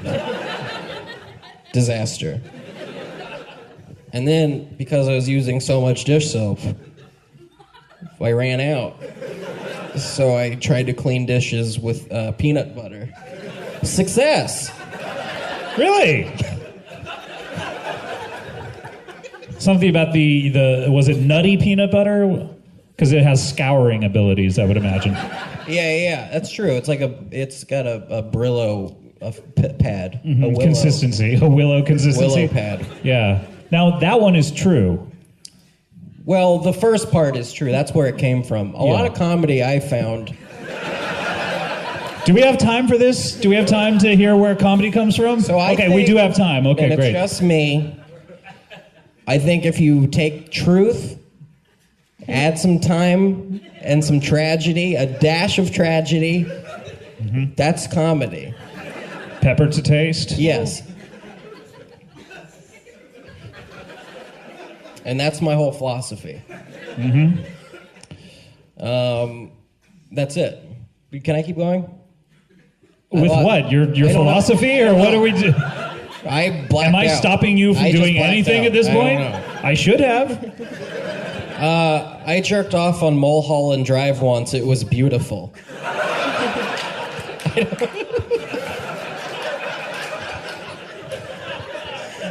Are we still in cruise control, or have you applied the brakes gently? I believe this is what you call crushing it. If someone is being egregious, call them egregious Philbin.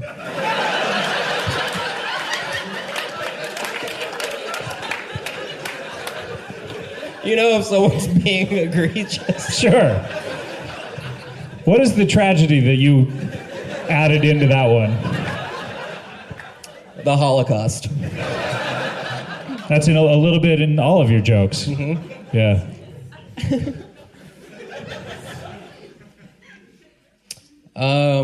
I bought a book on how to read. That thing was impossible to get through. Yeah, it's like a joke on my TV show, yeah. Wait, did you do that joke? Yeah. What was your joke? Well, I'm going to say it was parallel thinking. I don't watch your show. I didn't know how to read, so I read a book, How to Read. Oh, that's exactly that. I couldn't read it. That's exactly that. So then I read a book called How to Read, and I got it. A better version of this. Yeah, it's way better.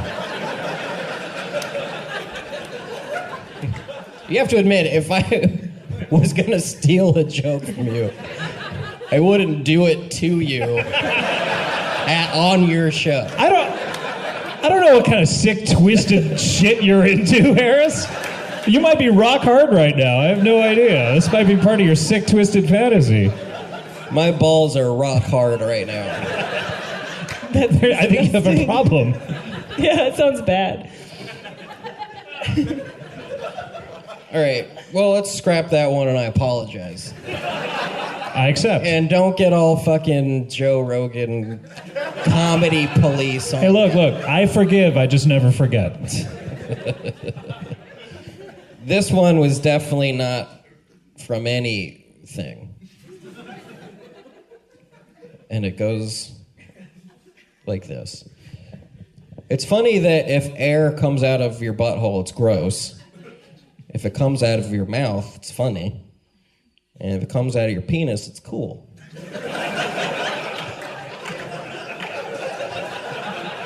Was that on your fucking show?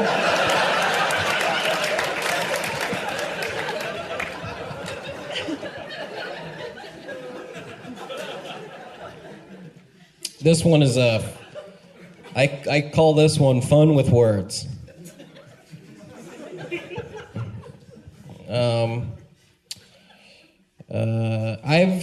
I've said it before and I'll say it again before, but I'll say I've said it before and I'll say it again. Clever. That's like something Groucho would have said.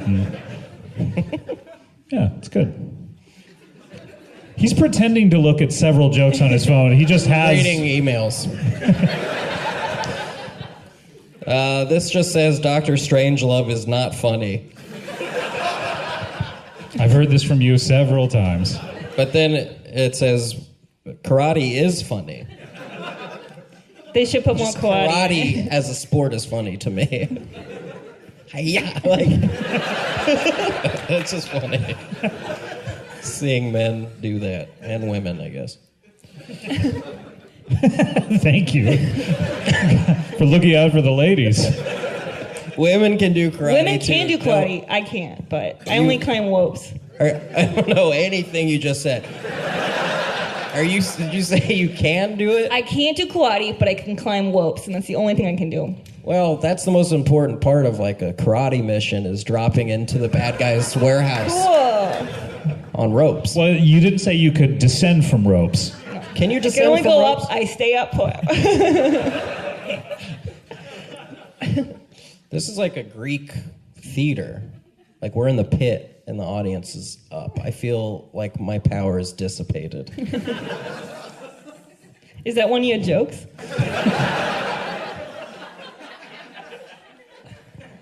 We're supposed to be hot. I feel like it's better to be hot. Like You prefer to be in a position of power above the audience.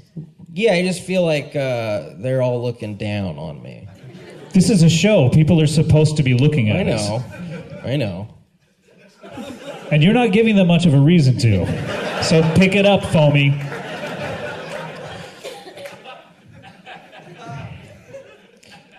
I feel like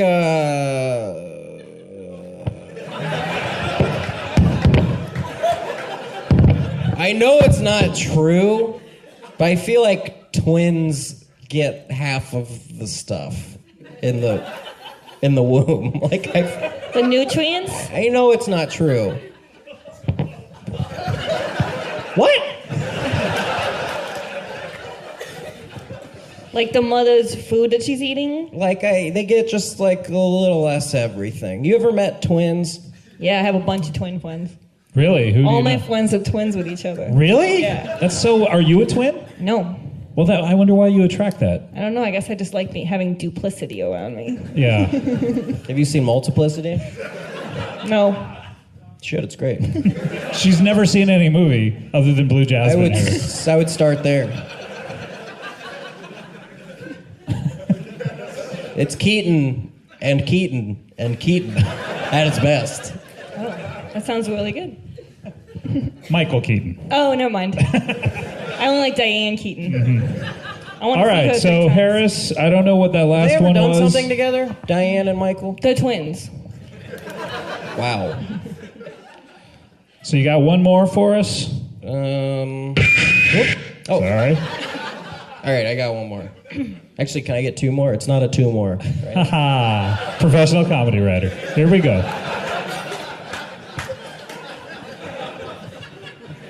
Proving that anyone can move from anywhere and be successful, Harris Wittels. I had a great Arrested Development spec script, for the record. So, I think there should be a contraption for putting on socks. I'm inventing this currently. Okay. It's not funny. It's just an idea. But wouldn't that be cool to have like a...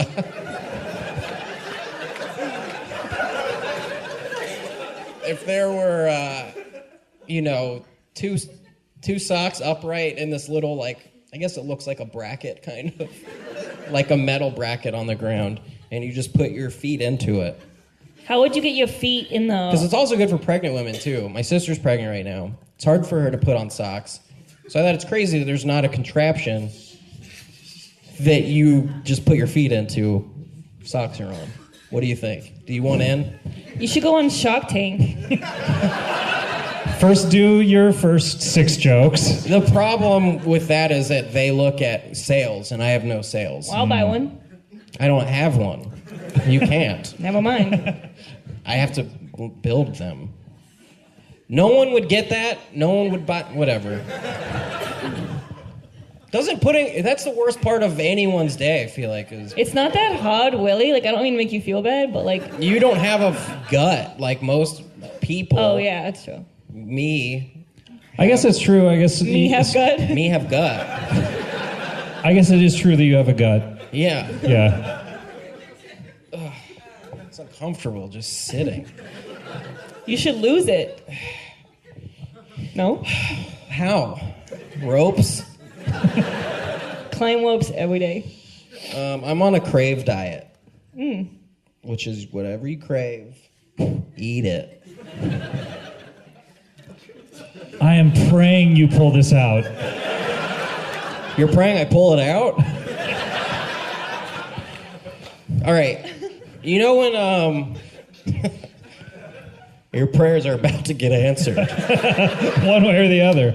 So, you know when someone asks you a question and they say, like, say I go, hey, do you know the time? And they go, what? Oh, 7. Why did you say what? You then went on to answer the question, so don't fucking waste my time.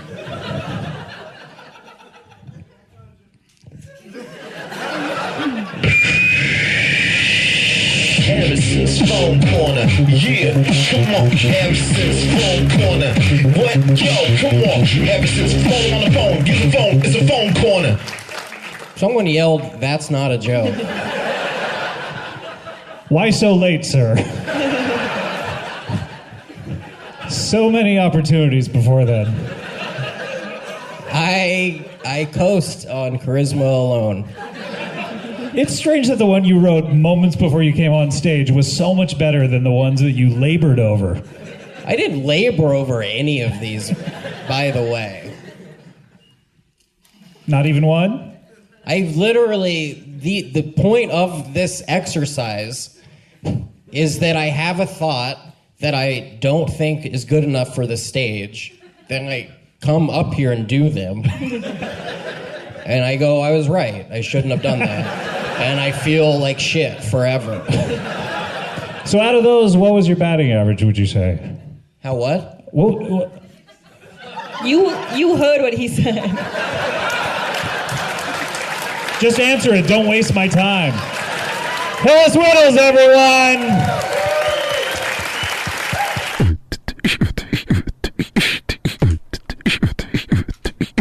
Don't Stop or We'll Die. What is it? I know. What is it, a band? I know. How did you, Well, we like playing songs, but we met on a project Runway. Project Funway? Yeah. What is that? It's a reality show. Have you not seen it? I've seen Project Runway. I have not seen Project not Funway. Okay. This is This came out right before Project Runway. Yeah, it's like 20 amateur purveyors of fun, and you have to create, each episode is like a different different type of fun challenge. So like in the pilot, they each gave us like a box that was 8 by 20 feet, and we had to open it. We had to once they open mystery contents inside? Yeah, like it had to be the most fun. Right, because then at the end of the episode, you bring 20 children in to that space. Yeah. And then you see if they like it. Yeah, right, exactly. But the three of us bonded because we, I guess, all collectively misheard it as Project Funyun. So it's embarrassing. Where you guys were going to make a better Funyun? Yeah. Yeah. And we just did, wanted to make... But then those kids came in. And it's called a Dorito. Shots fired. Whoa. Come on, man. That one's across the bow. Harris, too controversial. Hey, I like Funyuns better than my Doritos. Wait, Jay? That's Leno? right. You like Funyuns better than your Doritos? I was in the other room and I heard you and I just had to agree. Wait, you're disagreeing. He said Doritos are better than Funyuns. I gotta go. Oh my God, he just jumped out the window. Yeah, oh my God. Wow. He landed on his Defenestration. feet. He landed on a Kevin Eubanks car. That was speeding by to pick him up. Kevin was waiting? Yeah. He was a wheelman? It's like a getaway. Yeah. He did say he was right down the hall, though, when it started, so... Wait, what is he doing down the hall, first of all, just waiting to come in, if Kevin Eubanks is a wheelman outside? But he's got some time on his hands. He's just hanging around. Yeah, these Hollywood days, now. he's probably looking for a new fire truck. He was not wearing any denim. That was weird, guys. Yeah. Khakis. I bet he had a for denim days. vest on underneath his button down, though, that we didn't see. Okay, Or some yeah. sort of denim underpants. He was wearing a white linen suit. Yeah. But I assume, I could see the just white or blue denim underpants coming in. Shining through. Yeah. I think we could mostly see that he had sweat through them, so it was kind of like a wet mark there coming through the linen pants. Yeah. Harris? That's how I recognized him. Not chiming in because he was on NBC and you work on Parks and Rec? Is that what's going on here? Technically not allowed to bash. Jay. Always the company man. Yeah. Anyone who's ever been on NBC? Doesn't NBC own Doritos? Anyone that's ever watched NBC. Really? Yeah, those are our customers. My goodness. Harris, if you don't know, he writes for Parks and Recreation. Woo! How often do they bring just a big flock of peacocks into the room? The NBC brass, do they just say? Well, yeah, we don't have chairs at our office. You just sit on peacocks? Yeah. And then when they move around to like go eat, then you just have to go where the peacock goes? Pretty much, but usually they go to the kitchen where our lunch is, so it's fine. So it works out. That's really cool, Harris. That's really cool. Let me guess, they love eating the... Cha-ching. That's how I... That's the NBC Anytime theme? you hear the NBC chimes? Yeah. Ding, ding, ding. Ding, Cha-ching. Cha-ching, ching, ching. Oh, what? Hey, how are those zids? The zids? Yeah. What does that mean? The residuals, man. How are those zids treating you? Those ools? I call them ools. Jules? Pretty sick. They must be sick, man. Let's just put it this way. I make great residuals. Hey, that's a pretty great way. That was pretty straightforward, yeah. Hey, I do too. Bye.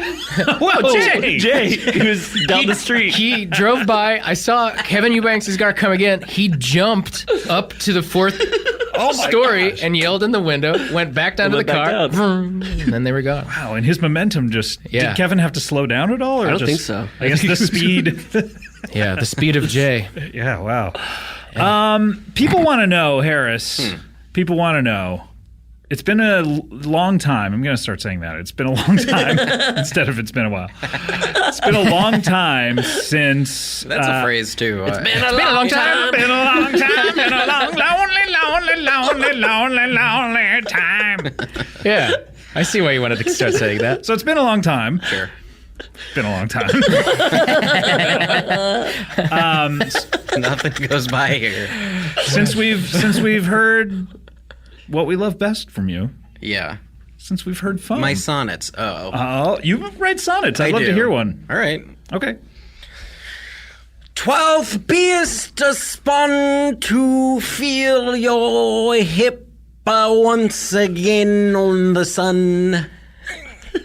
That's beautiful. That's as long as a sonnet and as good as a sonnet. It was You're iambic correct. pentameter. Was you it? Can't argue that. No, I wouldn't dare to argue. But we want to know about foam. Oh. What do you got? Do you have anything? I have a couple foams. Okay, before we do this, let's hear the theme. All right, this is Harris's Foam Corner.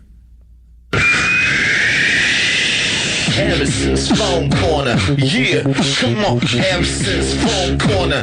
What? Yo, come on, Harrison's phone on the phone. Use the phone. It's a phone corner. Thank you, Reggie Watts. Boy, Thanks, Reg. He burst in here just like Jay Leno. But he was wearing all denim. He was riding along with Kevin Eubanks. Yeah, and you could see his white linen underwear kind of through the denim pants. Because it's invisible denim, we should add. Yeah. It's like the Emperor's New Clothes. Got the invisible denim. I like Ooh, that. New song for you guys. Yeah, there you go. Do you guys just like say stupid shit all day and then write it down? Go, that's a song. We don't write it down. We've never written a second draft of a song, Scott. That's true. That's the rule. All right, Harris, what do we got? We got some foam? All right, so this isn't that worked out. What? But this is a true story. Okay. One time I said to a guy. True story. One time, Specific. One time, rich in detail. One time I said to a guy that I loved learning new things. I was like, I'm a bit of an infomaniac, and he thought I said nymphomaniac. And so he fucked me. And I said, no. I'm info. I'm an infomaniac. He said, well, here's some info. You just got fucked. Clean yourself up.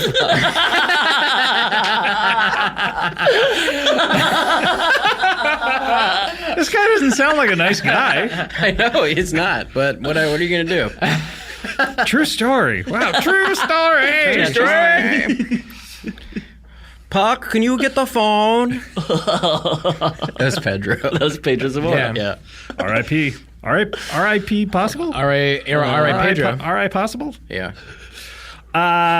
Pretty good. Good start. Well, I should probably end it there. But I did have another thought about like how when you see an audience clapping, it makes me feel like we're animals. Like we're like, I like that.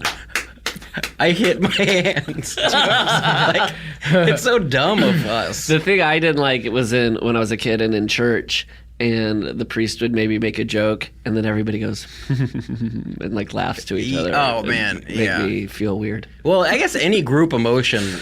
Yeah, makes me feel uncomfortable. Any group agreeing on something. Yeah. You would like it to be just chaos everywhere, where every single person has a different opinion. I always thought in church it was kind of weird too that like you don't clap like when there's a musician or something. Yeah, and they sing a song or the choir or whoever, and then you don't clap afterwards. It always felt so I remember bizarre. in my church there was a thing where someone gave such a good performance that everyone clapped, and it was a big scandal for a while. But it opened the door to people clapping after that, to where it was like, what are we not clapping for? It's true. I feel like once a year at my church there'd be some thing, like all the kids got together and did some amazing thing. And what's it? Who cares about clapping? It should be a joyous occasion. Mm-hmm. What would you, Harris? What would you rather do other than clap? Just to show appreciation. Say like, that was great. Just yell. Yeah. Okay. Seems like isn't that the same? Just as animalistic, just to go. Yeah, I don't think there should be shows. Oh boy! So we're just getting rid of What about performance. us? Yeah. What about Don't Stop or We'll Die? Animals. We should perform for animals. Yeah, but are we going to stop penguins? We have been trying to set up a tour that's all zoos at night after they close. Yeah, but to see if any of the animals talk. Do you know that they do that? They do that at the LA Zoo. They do concerts. That's for really? real. Yeah. Isn't that? I thought that too. I heard Pharrell does a show every night. Dressed as a zebra comes out. I think it might be just a zebra playing in the that bass hat. guitar. Hey, check out my stripes and my nasty licks.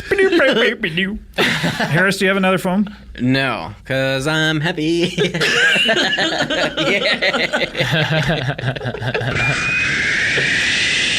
Harris's phone corner. Yeah, come on, Harris's phone corner. What? Yo, come on, Harris's phone on the phone. Get the phone. It's a phone corner. That's like Reggie's finest. That's high octane. Yeah. I love that.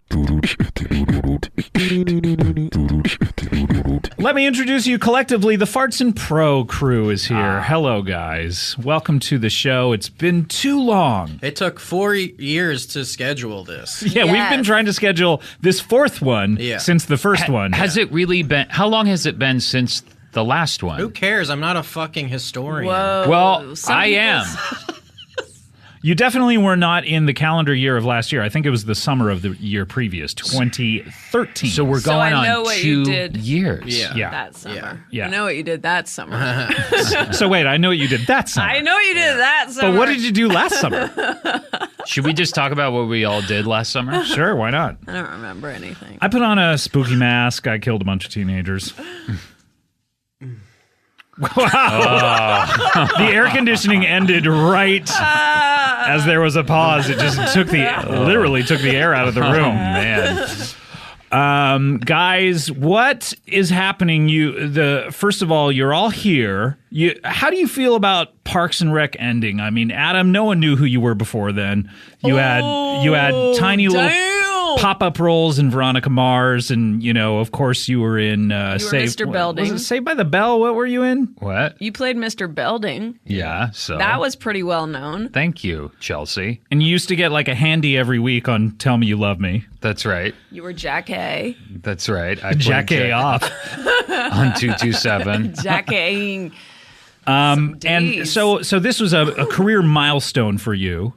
And then Harris and Chelsea, I mean, you were both, writers of note, perhaps, in tinier projects, but this has made your careers. How do you feel about the end of this program? Adam is crying. Adam, what's going on? Where are you? I mean, I hope those are tears of joy. Well, it's hard. What is? Oh, my God. My penis. And that makes you cry? Why are you crying about that? It It's hurts. natural. Has it been 4 hours or more? It makes me so happy. So they're tears of joy. It's hard. Okay. All right. How seldom do you get a hard penis that You cry.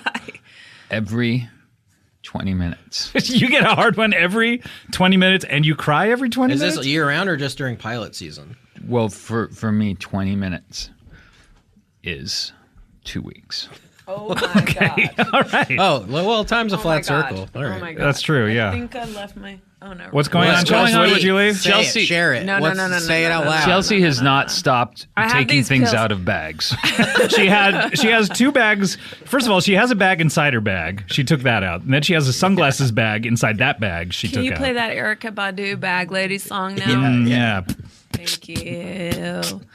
Speaking of bag inside a bag, there was that baby that was born with a baby in her belly. What? In China, it was the 200th reported case of it. Really? Population out of control. Yeah. That's like babies having babies, literally. Yeah. Total jinx. Yeah. God, what did the doctor probably didn't know whether to slap it on the fanny or congratulate Or it. abort. Yeah. Or give it an Or abortion. slap it on the fanny, then give it an abortion. Do you understand how small that coat hanger is? That's not how they do it That's at so a hospital. hacky. Was the baby inside the baby? Was the tiny baby? Was that one dead?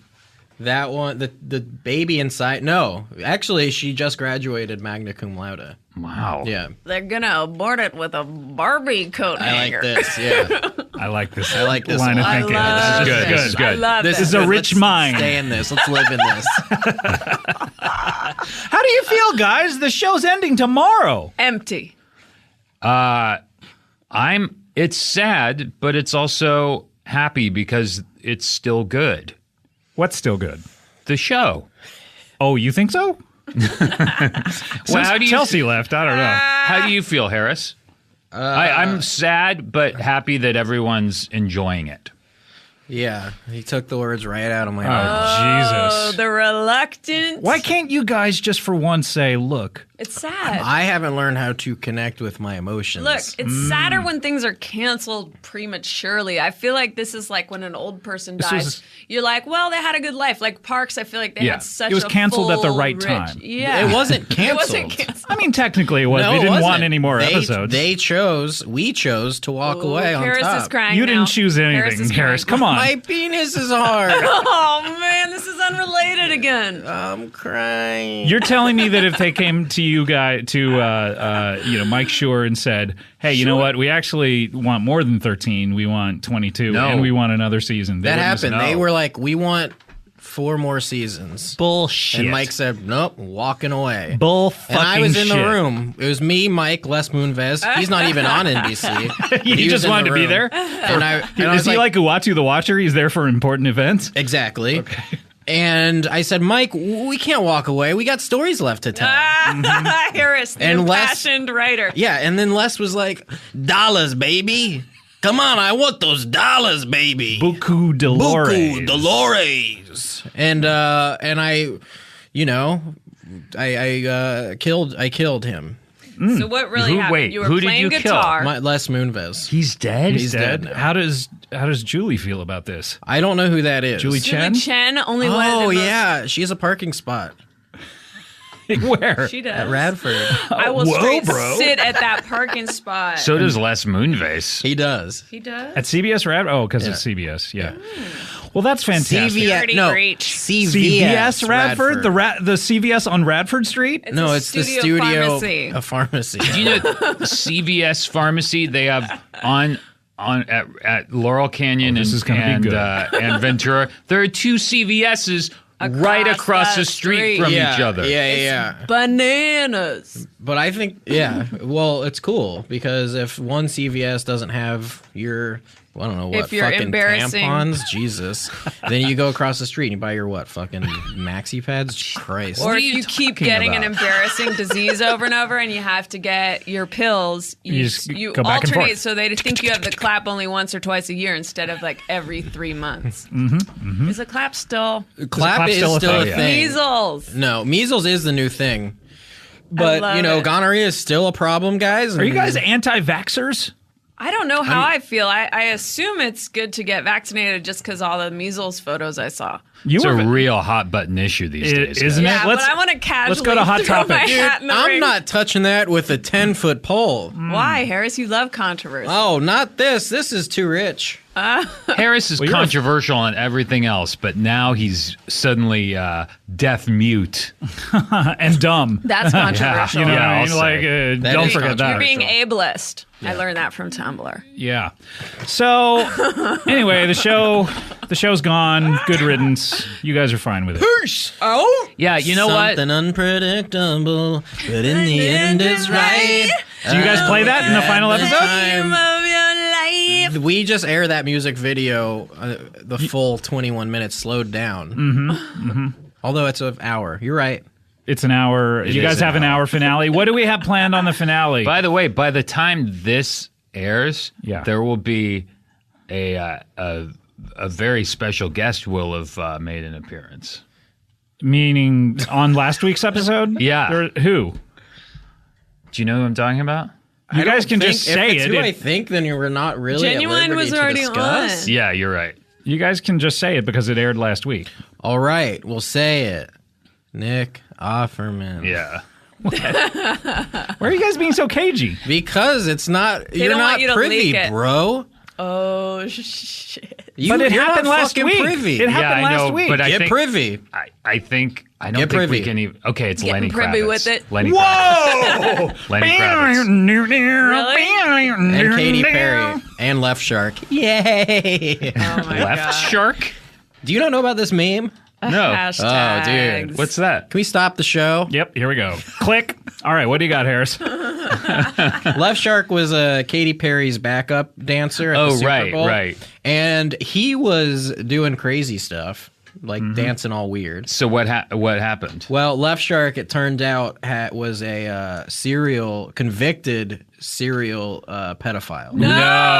No, that's not what happened at all. But you mentioned I didn't hear that. you mentioned cereal, and I got excited because that's my favorite podcast. Oh, that God. invented podcast. You know what? Eating That cereal. got me so addicted to podcasts. Podcasts. What's your Podcasts. favorite serial pedophile?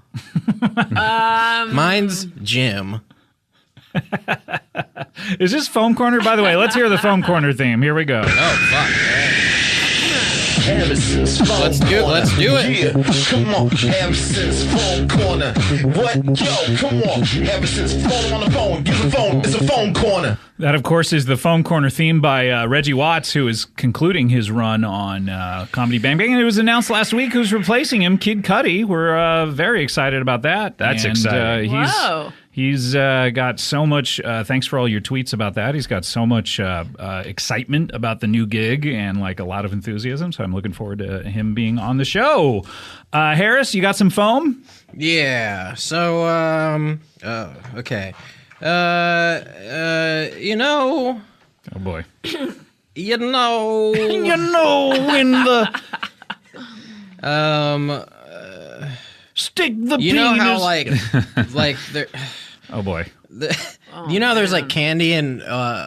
Is this Harris's meltdown? I think there's corner? candy and like mints in bathrooms sometimes. Yeah, I know Well, that's like that's the last place I want my like open food is around all this shit. Where do they have open mints in a bathroom? They like in fancy. The fancier the place, the more open the mints are there. No, yeah, just like, but they're usually in area. wrappers. I don't give a fuck. You can wrap it in a fucking jacket. I don't. That's too much. That's not enough. Yeah. Do you think the shit smell wafts over to the mints? Is that what you're concerned about?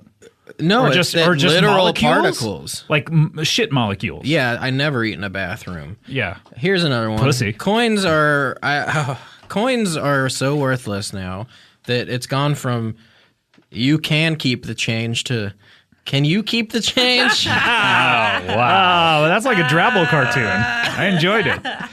When is it not okay to jerk off to someone based on like memories? Like, I got a really good movie theater blowjob in 8th grade, and I feel like that's. What are you doing in 8th grade? That's what you're doing. I know. That does seem young to get a blowjob. And that wasn't even my first. That's like really how many? That was my 97th. What? But do you think it was from 97 different women? Yeah, it was the year 97, coincidentally. Wow! And ever since, I've tried to get the amount of year. So you've only had 15 blowjobs this year? Well, I'm hoping that they find out this year is only 1 AD.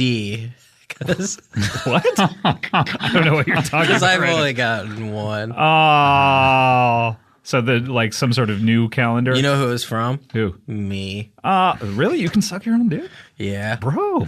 Check it out. Bro, that's amazing. Check it out. Can I see you do that? Oh my God. Your dick is like a straw. You're sucking like jism right out of your ball sack. Finally, people talking about dicks. Yeah. Chelsea, you want to weigh in? love them. Yep. Sometimes They're okay, right? Sometimes. Yep. I have a question they're shaped about like that to I have a question. The competitors come out. Historically, that is true. You have a question, Adam. Question. Can I talk? I have a question about your 8th grade blowjob. You said it was really good. Was it really good because you were in the 8th grade, or do you think now it would stand up to all of the blowjobs? Would it stand the test of time? Having the penis you have now, would it still be a good blowjob?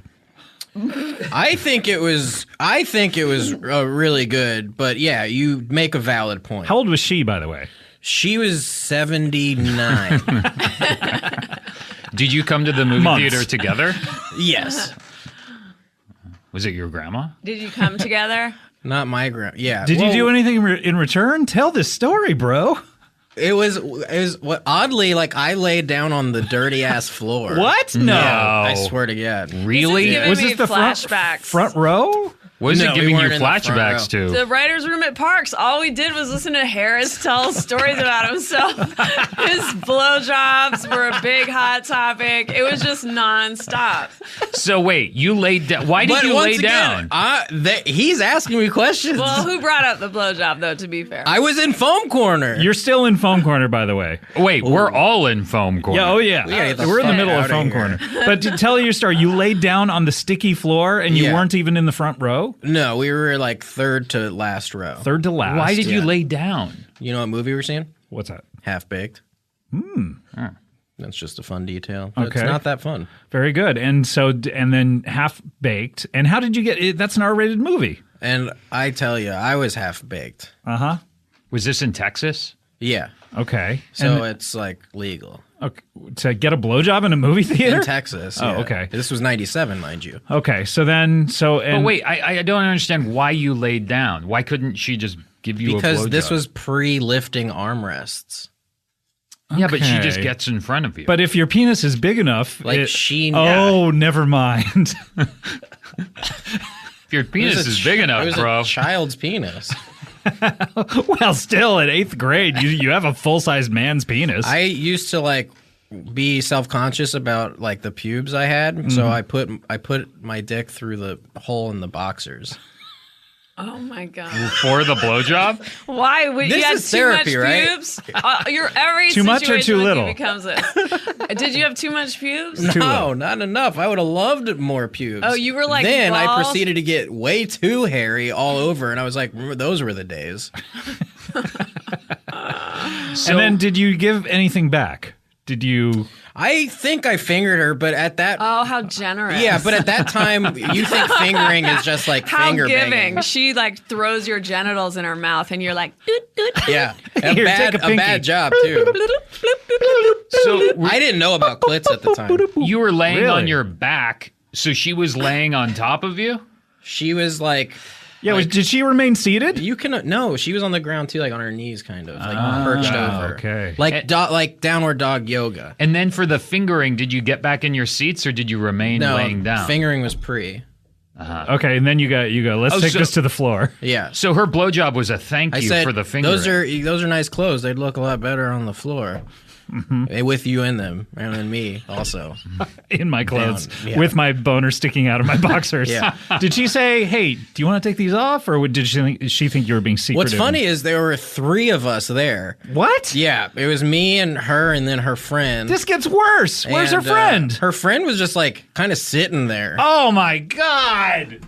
And if friend you're sounds listening to cool. this, because one of them is not alive anymore. Wow, Jesus! Oh God! Why are you crying?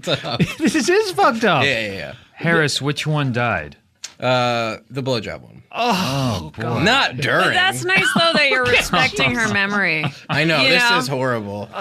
What happened to her? I cannot. You get don't any go more into any. specific Yeah, than please that. don't go into any more specificity damn. regarding this Yeah. issue. But what about the friend? Where's she? Because she sounds down to clown. I have to go. Where are you going?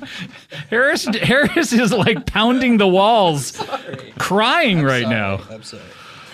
Chelsea, I'm sorry. Anyway, do you want to finish that foam corner joke? So you're thinking about a dead. Yeah. So basically, When is it okay to You jerk? take the change. you're right. That is why it's even more specifically fucked up because it was in 8th grade, and she's dead. Well, I mean, Is that okay to jerk off to? Is my question. I don't know. No one the cares. answer Do to whatever that you question. want. I sympathize or maybe empathize with you because one of my first junior high school crushes that I sat behind, and she would wear these tank tops all the time. And this was in the 8th grade as well, and just a blossoming, burgeoning body. She passed away as well. Really? And is that okay? Yes. You know, you guys, and I'm not joking at all. No, I'm. Adam is deadly serious, by the way. I've never been He's more uncomfortable in a room. Please tell me you jerk off to a dead person. My first girlfriend. Yeah. Yes. Just like 4 days before you and I went up to Sketchfest, Yeah. I found out my very first girlfriend just died. Yes. Yes. I'm not I know. kidding. These things happen in threes. These things That's what happen. I'm saying. These things happen, and the older so we get, the sad. more it will happen. It is so sad. So when is it okay? Like, should we let their memories live on by jerking off to them? Chelsea, weigh in. We need a female perspective. Do you want? Don't jerk off to specific people. Really? You groups of You do it people? to a feeling? No, it's to imaginary situations, not Oh. to like imaginary people? I feel Ordinary like people? guys like see a girl on the subway and they're like, I'm gonna jerk off to her later, or they have an interaction, they're like, I'm gonna jerk off to that later. I don't know how most girls are. Yeah, I can only speak for You myself. concoct imaginary people of your own devising. Yeah, in but alternate honestly, universes. Is this really the goal here today? Talk about this? It is now. Yeah, I gotta say. Why does Adam have his hands folded like a creep? That is so creepy. It's like church hands. I never trust church hands. They are church hands, and they're perched right above his. They're not in his lap. They're right above. I am through my body language telling you I am paying attention and I am a safe considering. person. I'm a safe person to share this with. That's the message. I can honestly say this was my goal today. Yes. I'm sure. Chelsea, when you pass away, do you want people thinking about you like sexually? Like, wow, she was really, you know what? Sex with her was great. I'm gonna continue thinking about that. Or do you want people to? Let me reframe the question. Okay, here we go. If you Refrain guys, time. if you knew that every time you jerked off to a girl or someone that you knew, they would get an alert sent to them. Or they would die. Would you still do it? It'd be They like usually do get an alert from me on Ambien. on Ambien. A text. Shout out to Ambien. Yeah. So wait, anytime even like someone pops in your head accidentally, and you would No. say, "Oh no, I don't want an alert sent to that person." I'm gonna. No, you can cut it short. Okay, but if you proceed, they There's get like an a alert. 7-second delay. Okay. So if you actually like climax, they get No. an Yeah. alert. If once you start touching yourself, it's Yeah. over. They get the alert. I don't know. I don't know. I would like there. It would be a way of flirting. It's like sending I a think wink. it's flattering as fuck. If I got a text that was like, "This girl's masturbating to you right now," I'd be like, "Awesome." Right. Don't you think What's the girls would be downside of getting alerts constantly all Constantly. day, every day, where they would What turn if you them hate off? someone and you're like, ew, Yeah. get me out of your fucking Yeah, if like someone's disgusting I'm trying to sex think life. of like the person I Stalking you hate or most. something. Still kind of cool. Who's You're a that? mental case. Is it Adam? Nope. This is gonna sound weird. Okay. Hugh Laurie. You hate him the most? Yeah. Why? Never And met if, him. If he never jerked seen off House. about you, it would freak you out, or you would No, think I'd be it's into cool. it. No, I like Hugh Laurie. But But I don't- actually have no opinion. I just pulled a random person. Don't you think, much like an annoying Google alert that where you're getting too many responses, women would just eventually turn it off? You know, like In you this know what? scenario, no one has the power to disable it. That No sucks one that the can- woman has to be. It's almost harassing, It's not right? her fault. I mean, Yeah, don't you think men would then jerk off intentionally in order to send an Yeah. alert, like a It'd nudge? be like a Some form would. of harassment. Yeah. And is it an alert on your phone, or do you just see it like Terminator, like in your eye? You see the picture of the person. And are you a jerking off. cyborg in this scenario? I don't know, but I like your attitude of like, just I'm interested. I'm interested in this technology. Yeah.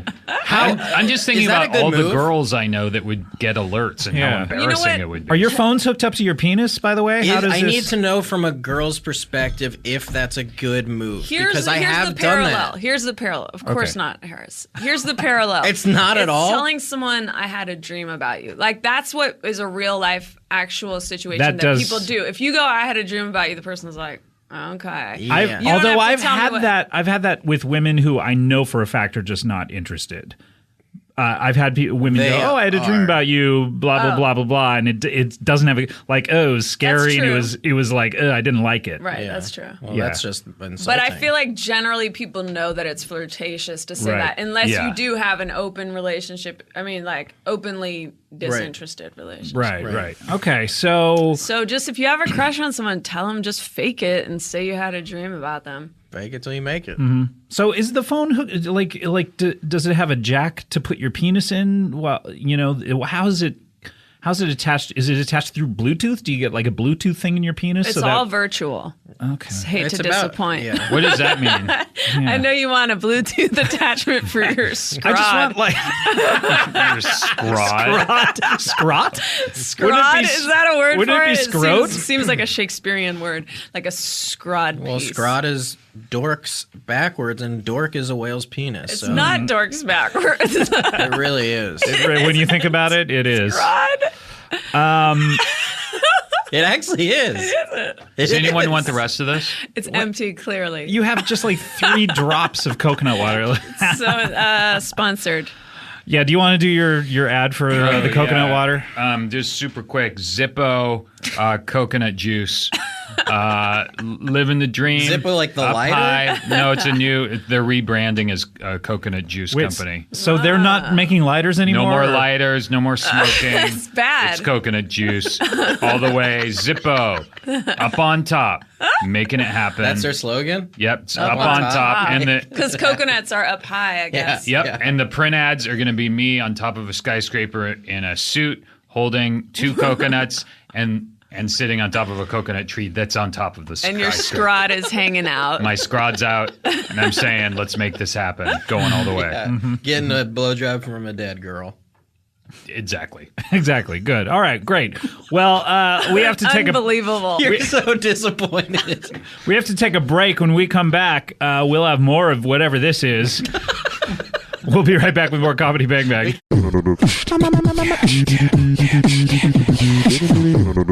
Comedy Bang Bang, we are back here with the Farts and Pro crew, and we're still in Phone Corner. Yeah, we got to get out. Yeah, so how do we get out of this? You got to do one more press joke. that button. Talk about Press that anything else. You got to do one more joke. All right. You know, people are always like if someone juggles, people are impressed by it. But Sure. it's like, I'm not, because, oh, you learned to do that. And so what? Like, I could juggle if I learned how. Jesus. Harrison's Phone Corner. Yeah, come on. Harrison's Phone Corner. What? Yo, come on. Harrison's phone on the phone. Give the phone. It's a phone corner. All right. We're out of it. All right.